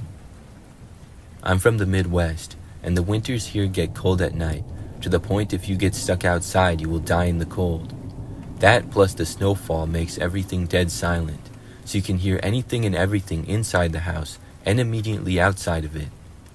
Well, my best friend and I were hanging out in the family's walkout basement, just having a boring winter night playing video games. It was just us home because my mother went straight from work to a bar to grab a few drinks and dinner with coworkers. My friend and I were a bit rebellious and decided to hit my mom's liquor cabinet while we played video games. As we were sitting there opening up the first bottle, I heard the door to the garage open and slam shut. I immediately panicked and started looking for places to hide the bottle so my mom didn't see it. We heard a few heavy stomps upstairs and then heard my mother's voice call out, "Is anyone home?" I yelled back up the stairs yes, and I was just hanging out in the basement. I heard a few more steps from the garage door towards the stairs, and she yelled out again, "Can you come help me with something? I need you up here." I replied back, "Yes, 1 second," while frantically trying to find a good place to hide the liquor bottle. Then there was silence for about 20 seconds, and my mom yelled down again, asking if anyone was down in the basement with me in a more serious, concerned tone. I didn't notice right away because I was distracted by trying to hide the liquor bottle, but this time when she yelled down the stairs, it sounded a little off from my mom's voice. The voice sounded similar to my mom's voice, but it definitely wasn't her. That was the first thing that told me something wasn't right. And second, my mom never cared if anyone was over, as our house was a very open house for all family and friends. Weirded out by the voice, I replied back that I was downstairs with some friends, even though it was really just one friend. I crept over to the bottom of the stairs and looked up towards the kitchen area, which was connected to the rest of the house. It was still pitch black upstairs, and I felt that my mom would have already turned some lights on. My mom didn't say anything else to me, but I could hear footsteps walking around the rooms up above me. I pulled out my phone and called my mom, who picked up immediately. I asked her if she was home, and she replied that she was still at the bar with her friends. I filled her in on the whole story of what I heard upstairs, and she rushed home. My friend was very confused, and I told my friend that my mom was not home and I didn't know who was upstairs right now. He was very confused, saying that he just heard me talking to her upstairs though. I grabbed my truck keys while my friend and I stood near the back door that opened up to the yard, ready to bolt through the snowstorm to my truck if needed. We waited for my mom to get home, and the whole time we could hear somebody upstairs walking around. By the time my mom got home and came down to check on us, whoever or whatever was upstairs was gone now. The strangest part though is that we never heard footsteps leaving or one of the doors to the house opening and closing. We even searched every part of the house cautiously where someone could be hiding, but there was nobody inside. To this day, I'm still not sure what happened that night. Either an intruder with a voice similar to my mom's was upstairs waiting to pounce if I came up, and they exited the house silently somehow, or something stranger was going on that snowy night.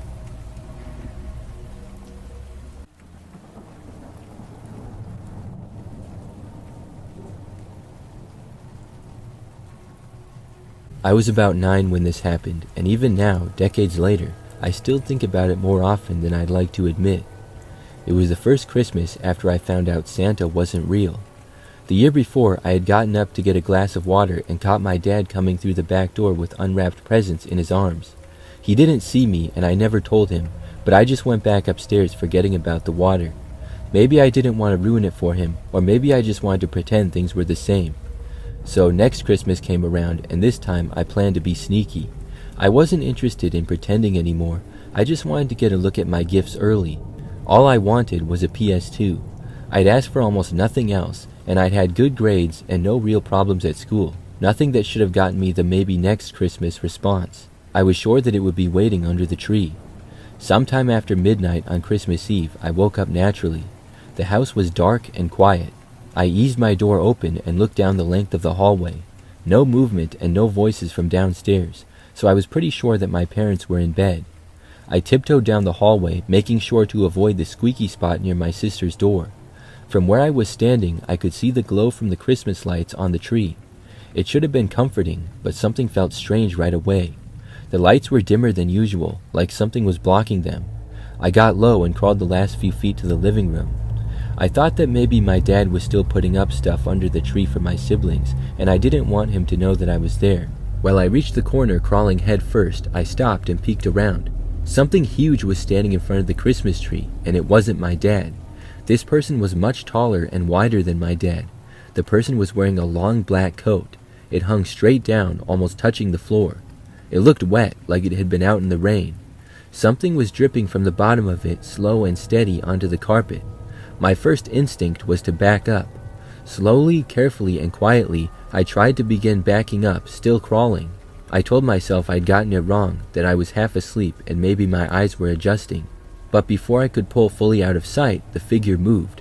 Not much, but just slightly turned around, looking over its shoulder right towards where I was, and it moved enough to let me know that it knew I was there. I didn't see a face. I only saw the side of its head and the shape of its jaw. Based on the shape of the figure of the jaw, I'm guessing that it was a man. Then he spoke to me in a voice I didn't recognize at all. He said calmly and slowly, "Only the dead can come back."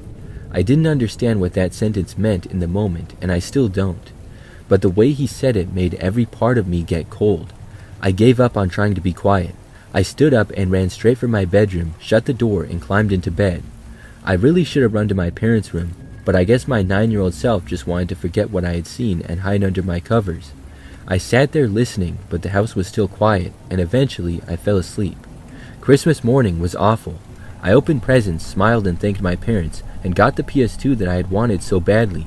Yet I couldn't shake the feeling that someone or something else had been in the house that night. Someone that wasn't supposed to be there. I still dream about it sometimes, and I see the long coat, the dripping onto the carpet, and I hear the voice saying that same single line.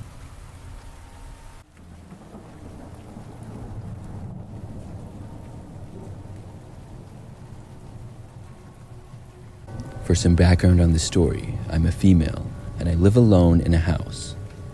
I live about 5 minutes away from my parents' house, and I go there for most holidays. A few years ago, during Christmas, I had plans to go to my parents as usual. In the meantime, I had decorated my entire house with Christmas decorations pretty much right after Thanksgiving. I love getting into the holiday spirit, and I got a tree, nutcrackers, and all kinds of other things. I was playing Christmas music in my house almost every day. The weekend before Christmas, I hosted a Christmas party at my house with my friend group. We did a little gift exchange and things like that. Fast forward to Christmas Eve, several days later. I woke up in the morning at 8 a.m. This is later than I usually have to get up because I had off of work. I felt so refreshed and I got out of bed and made some coffee. As I was doing so, I looked out and noticed a single gift under my Christmas tree. It was a green box that was sort of large and it looked poorly wrapped. The present had a bow on it as well. I was confused. I was sure I hadn't seen it before. I thought for a moment maybe it was left over from the Christmas party I had, but I was sure that I would have seen it. The gift was right under the tree and in very plain sight. I walked over to it and examined it. My name was written on it with a smile face drawn next to my name. I wondered how on earth it got there, and I decided to open it. When I did, it was a cardboard box. I opened that, which contained a handwritten note, and then a few random flowers and a winter hat. The hat was one that I already had though. I was really confused and I read the note. It said, "Merry Christmas. I got flowers just for you, even though you didn't invite me to your party last week. It looked like fun. By the way, here's your hat back. You left it outside." I was so confused after reading this, and a creeped out feeling came over me. Was this some kind of a joke or something? I took a picture of it and put it in the group chat that I had with my friends. They were really quick to all deny it, which I believed. It didn't seem like something any of them would do. But more importantly, how did this get inside of my house? I walked back over to the kitchen. When I did, I suddenly thought that I heard a noise coming from inside my house.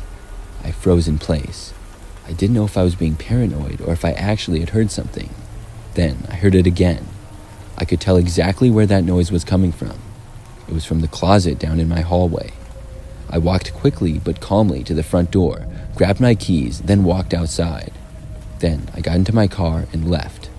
I drove to my parents' house and told them everything. We called the police, who then went to my house. A short time later, I was told they had found a man hiding inside. It was a huge relief to hear that he had been caught. It turns out some guy had started stalking me and I didn't even know it. He apparently broke in through the window that was behind my Christmas tree, so I hadn't noticed that it was broken. After breaking into my house, he placed his gift and then hid in my hallway closet. I'm so lucky that I left when I did, because I don't know what that man's intentions were.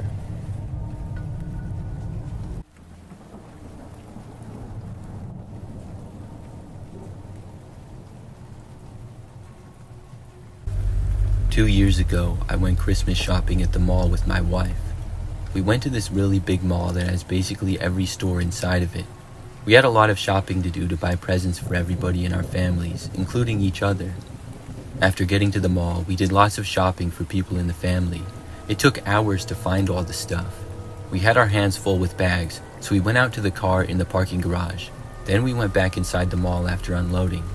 By now, it was nighttime and we were almost done shopping, but my wife and I decided to momentarily split up to try to find some gifts for each other. With how large this mall was, I figured this would be pretty easy to do. So I went to a couple of stores and I found something for her that she would really like, but I was trying to find something else as well. During this time, I remembered that I was walking in the mall, and randomly this woman came up to me. She literally came up from behind me and tapped me on the shoulder. I did not know who she was. The woman then told me that my wife was looking for me and her phone was dead. She went on to say that my wife was downstairs outside by the north exit and wanted to meet me there. It just seemed really weird to me. I guess my wife must have asked this woman to tell me that. The woman then walked away before I could really say anything. I didn't know why my wife would be there though. I started to go to the escalator to go downstairs, trying to make sense of this whole situation. When I was on my way down though, I decided to try calling my wife. When I did, she didn't answer her phone. This made me start to believe the woman, so I started walking for the north exit. This exit was by far the quietest one and was rarely used anymore. That's because there was no parking lot there, it was just a sidewalk. Then there was a grass area with some trees and another building of a restaurant that was connected to the mall. There had used to be a parking lot there, but when the restaurant was built, it took the place of it. I walked over to the doors and then opened them. I looked outside and I did not see my wife. It was really dark out there now with little to no lighting, just a dim street light a ways down and then light coming from the restaurant. I stepped outside fully and looked around. I still didn't see anything. But just at that point, I felt my phone vibrating in my pocket. I took it out to see that my wife was calling me. I answered and asked her where she was. She told me that she was in the mall by the food court kind of. At that point, I quickly walked right back inside of the mall myself. My wife went on to say that she hadn't noticed that I called her, so she was calling me back. I told her about the strange woman. We were both pretty much done shopping for the most part, so we met up by the food court and then went to the car and went home. I'm still really confused about the whole thing. Was I being set up to get robbed or something? I really don't know. I don't know who the woman was or how she knew my wife and I. I'm really glad that my wife called me when she did though, or I don't know what would have happened.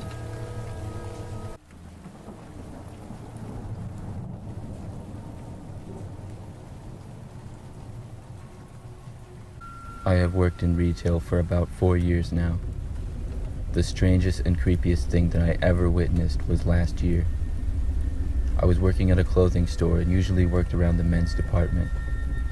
It was around the holidays, and during that time we were very busy and stayed open for 24 hours just for the month. I ended up working quite a few late night shifts, which I didn't think I was going to like, but surprisingly they weren't that bad. Anyways, one night it was really late, probably 1 or 2 in the morning, and the store was dead. It was generally very quiet late at night except on weekends. At this time, there was literally no customers in the store and just a few of us working. I was folding clothes and straightening up near the men's sweaters when I barely heard the automatic doors open from the front of the store. I kept working, and a short while later I saw a tall man wearing a suit and tie walk into the men's section. I didn't pay much attention to how he looked. I just noticed he had short brown hair, and for one reason or another, I felt uncomfortable when he walked closer towards me. I have no explanation for why, because I usually enjoy talking to customers and helping them, but something just seemed off for some reason.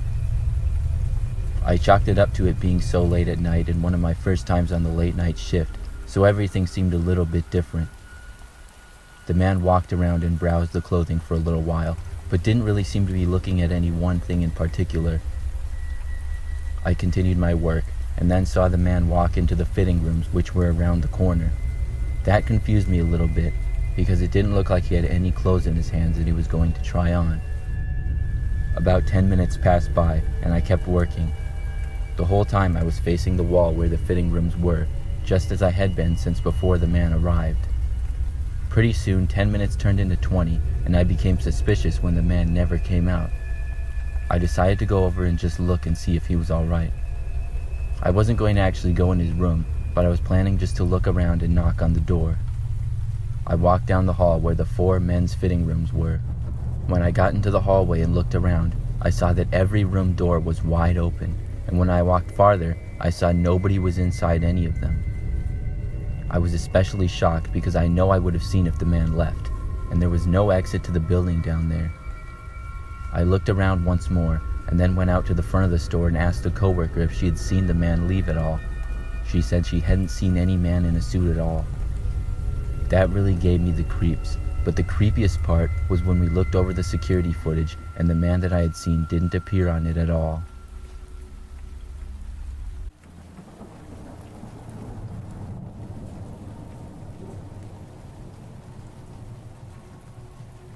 This story took place just last year.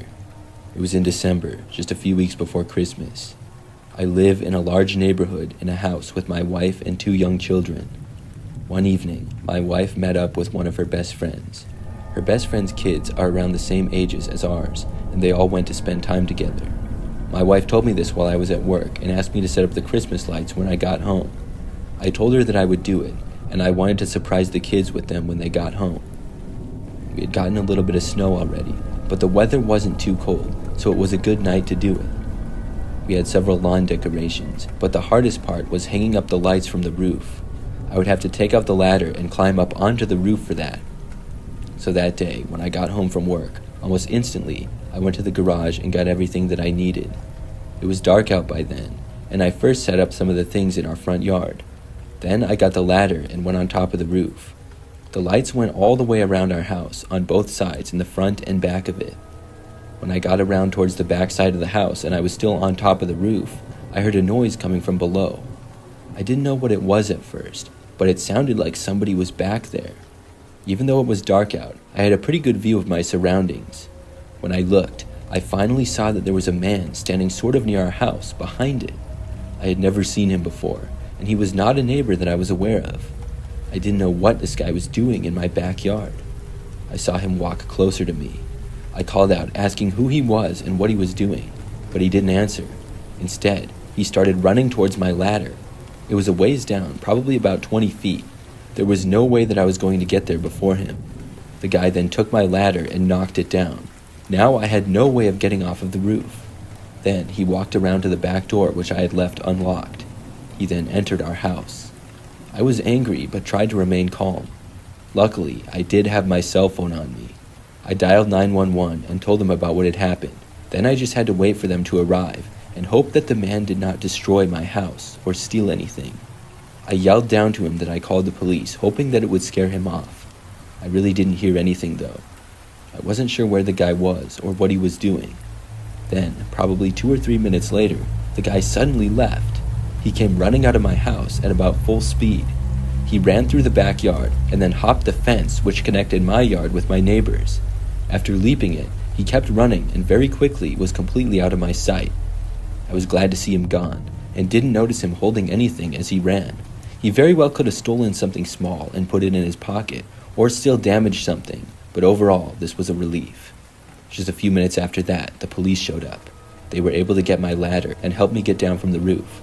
Then they searched my house and property and said that they would look around in the nearby area for the man. I didn't have a great description of him, but I told them what I could. The crazy part is after searching the house, nothing was messed up and nothing was stolen either. That really surprised me. I still don't know why he entered my house or was even in my yard, and after the police left, I finished putting my lights up, but was very careful. The guy never came back. I finished on time before my wife and kids returned home. After that, nothing like that has happened since. We still live there, and I recently put out all the decorations again. This year, things went much smoother.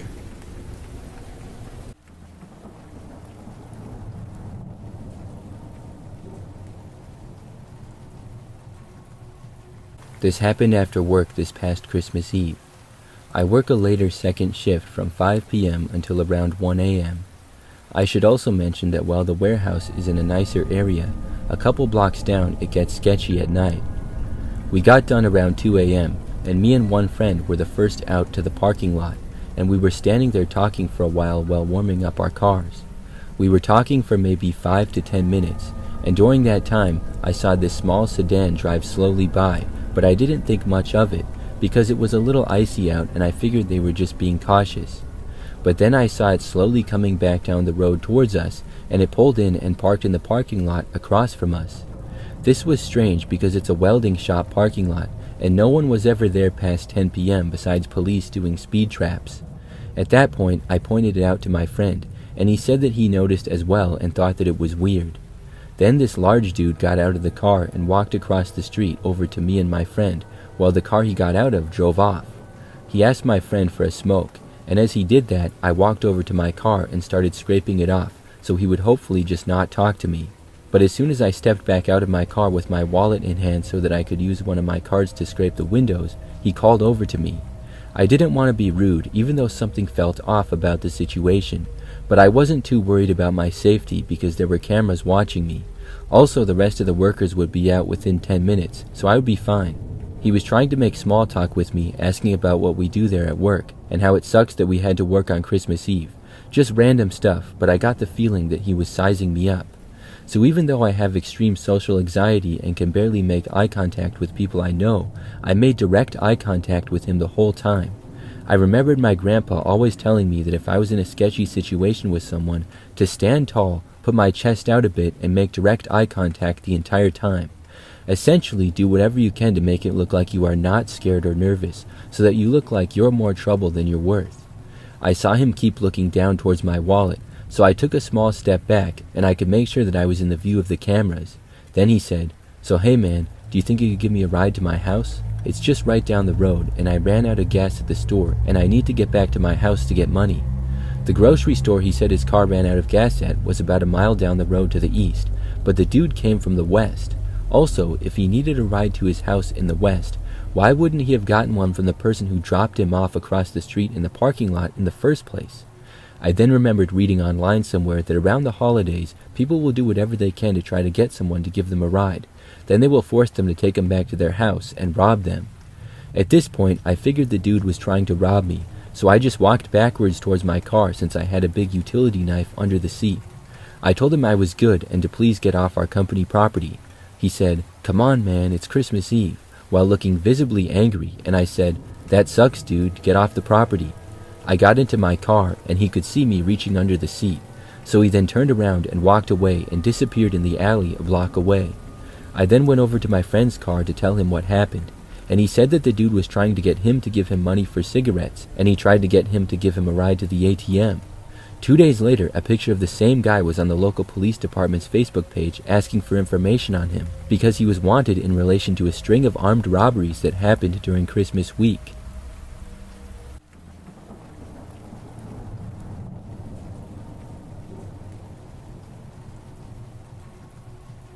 This happened on Christmas Eve, just last year.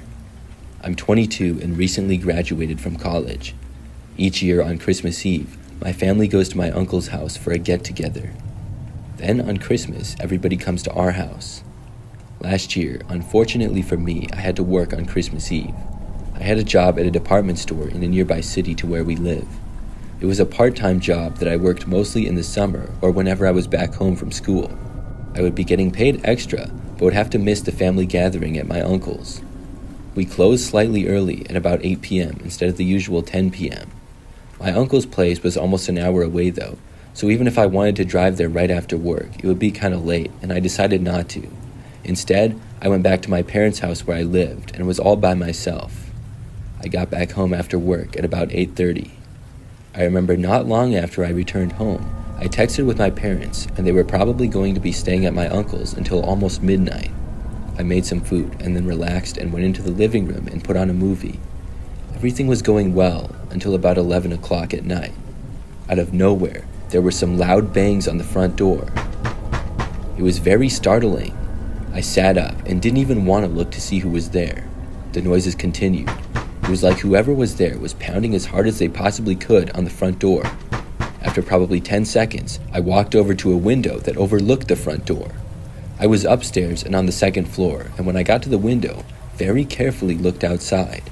I peeled back the window cover ever so slightly. When I did, I saw 3 large-looking men wearing dark-colored jackets and dark hats. I couldn't see any of their faces. They were standing around the door, and one of them was knocking on it. The bad feeling that I had became much worse. I had no idea what to do. I ran out of the room and called my parents. I told them about the situation, and my parents did not know who the men could possibly be. They said to call the police if the men didn't leave, and they told me that they would leave to come home now. Still, it would probably be 45 minutes before they got back. The knocking at the door finally stopped. I looked out the window and saw all of the men now running around to the back. This was not good. I moved towards the back of the house to try to see where the men were going. Within a minute, I heard the doorknobs to one of the back doors rattling. They were trying to get inside now. That was followed by a loud banging at the other back door that we had. I dialed 911 and tried to stay calm, even though I was completely freaking out. The men stayed near the back of the house. Then things went quiet for probably 2 or 3 minutes. I thought that maybe the men had left, but was too scared to look out of a window and see. But the silence was broken by more loud bangs, this time coming from a window. This was really bad, because I didn't think the window would hold up, and they would eventually break it. Probably 30 seconds after this, I heard the sound of a car pulling into our driveway. It had to be the police. The noises from the window suddenly stopped. I decided to look out the back window now. When I did, I saw all 3 men sprinting through our backyard. They were running to the back end of it, where we had a few trees, and then there was a quiet road. Very quickly, they went out of sight, and when I looked to the front and saw the police were there, I rushed out and told them about the men and that they were running away. Unfortunately, all of the men were pretty fast, and were long gone by the time the police started looking for them. I'm not sure where they came from or where they went, but they were gone now. The police still looked around and asked me a few questions. Not long after that, my parents got home. I felt much better not being there alone anymore. After the police left, we stayed up late making sure that the guys didn't return, and luckily, they didn't. That was one of the scariest experiences I've ever had.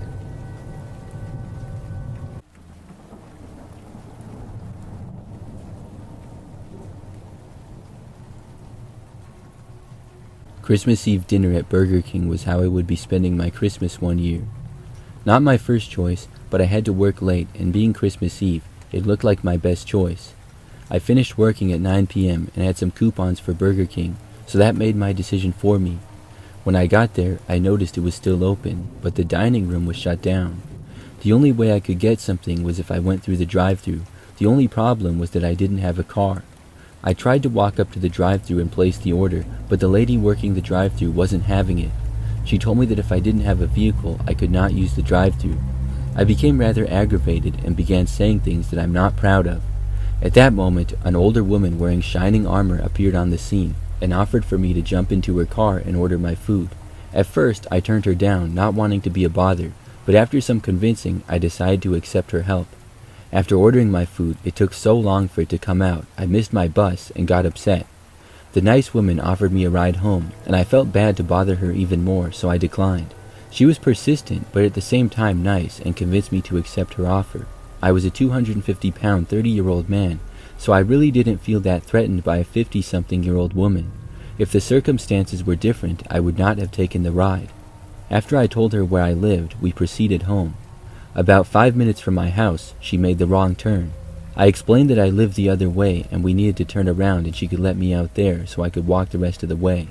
It was then that the woman's demeanor changed. She told me that she could not let me spend Christmas Eve alone and that she was taking me to her house. I told her that I needed to get home immediately to let my dog out and that I would be fine. The woman then tried to entice me with cocaine and liquor at her place, but since I was in recovery, I told her that I wasn't interested. She refused to turn around or let me out and started to drive strangely, not stopping at stop signs. My mind was racing and I began to sweat. I knew that I could physically overpower this woman, but what awaited me at her house? I also felt bad about hurting her after all her kindness. But I had to get away before her house, and I didn't know where that was, so I didn't know how much time I had. Then luckily, the car in front of us stopped at a stop sign, and across from it another was stopped also. She had to slow down to almost stop at this point, and that was where I made my break. I jumped out of the car, leaving my food in the back seat, and took off running. As I was running away, she stopped and got out of her car and began to try to talk me into getting back in the car with her. That just wasn't an option. I don't know what her motives were or who she was, but I knew I wasn't willing to risk my life over it. I ran all the way home, and I'm sure I wasn't followed. What would have happened to me if it was 2 years earlier and I was still doing drugs and drinking? Her offer of cocaine and booze would have probably worked, and whatever kidnapping or sketchy thing that I think she had planned would have probably worked. Being a man, the thought of the vulnerability that most women face daily was so foreign to me, and I now understand the fear that most women face. I really felt that this nice woman had a nefarious purpose, and I just so happened to be the perfect victim of opportunity. I never went to the cops because I felt they might not believe me or they might look down at me for being scared.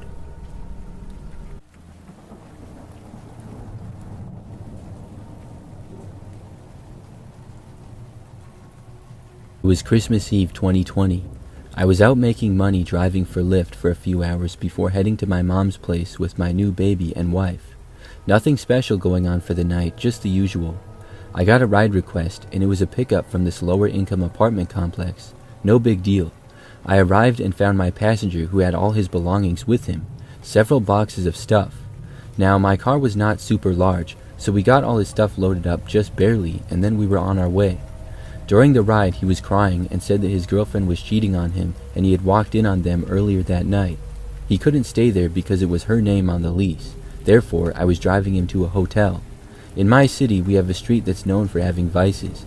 Hookers, drugs, gangs, weapons, and shady motels, all of it. We got to the motel and my passenger asked me to wait for him to check in and get his key. The motel was on that street that I mentioned before. Homeless people were everywhere, and I knew the reputation of the area, so I was on edge. My passenger came back with his key, and the whole motel is ground level, so to help this guy out, I drove him to his door. As I mentioned before, he had a lot of stuff, so I started to help him unload his stuff. Well, on my second trip of getting stuff, I saw a guy come out of a room just to the south of my car, followed by two ladies. They came up to the room I was parked next to, and one of the ladies pounded on the door and then opened it. That's when I saw the guy with the two girls raise a shotgun up out of a long coat and storm into the room. The two ladies followed him, slamming the door behind him. Following that, I heard a lot of yelling and shouting, and I was just waiting for shots to ring out. Out of nowhere, my passenger came up behind me and said, "I can take this man. Go ahead and take off, and have a Merry Christmas." He took out his last boxes out of my hand and walked back to his room. I knew what may have been going down in that room next door, and that I had to leave quickly. I know the guy and both ladies saw me, and I know they knew I saw the gun. I had to get out of there in case, no witnesses. I got to my car and sped away quickly. I got a block or so away and called the cops. I gave them every single detail that I saw. I got a call later that night from the police on what they had investigated. They never found the gunmen or the women, and they never answered the initial motel door I saw them come out of. The occupants of the room they went into said nothing happened and that I, the witness, was lying, but I know what I saw.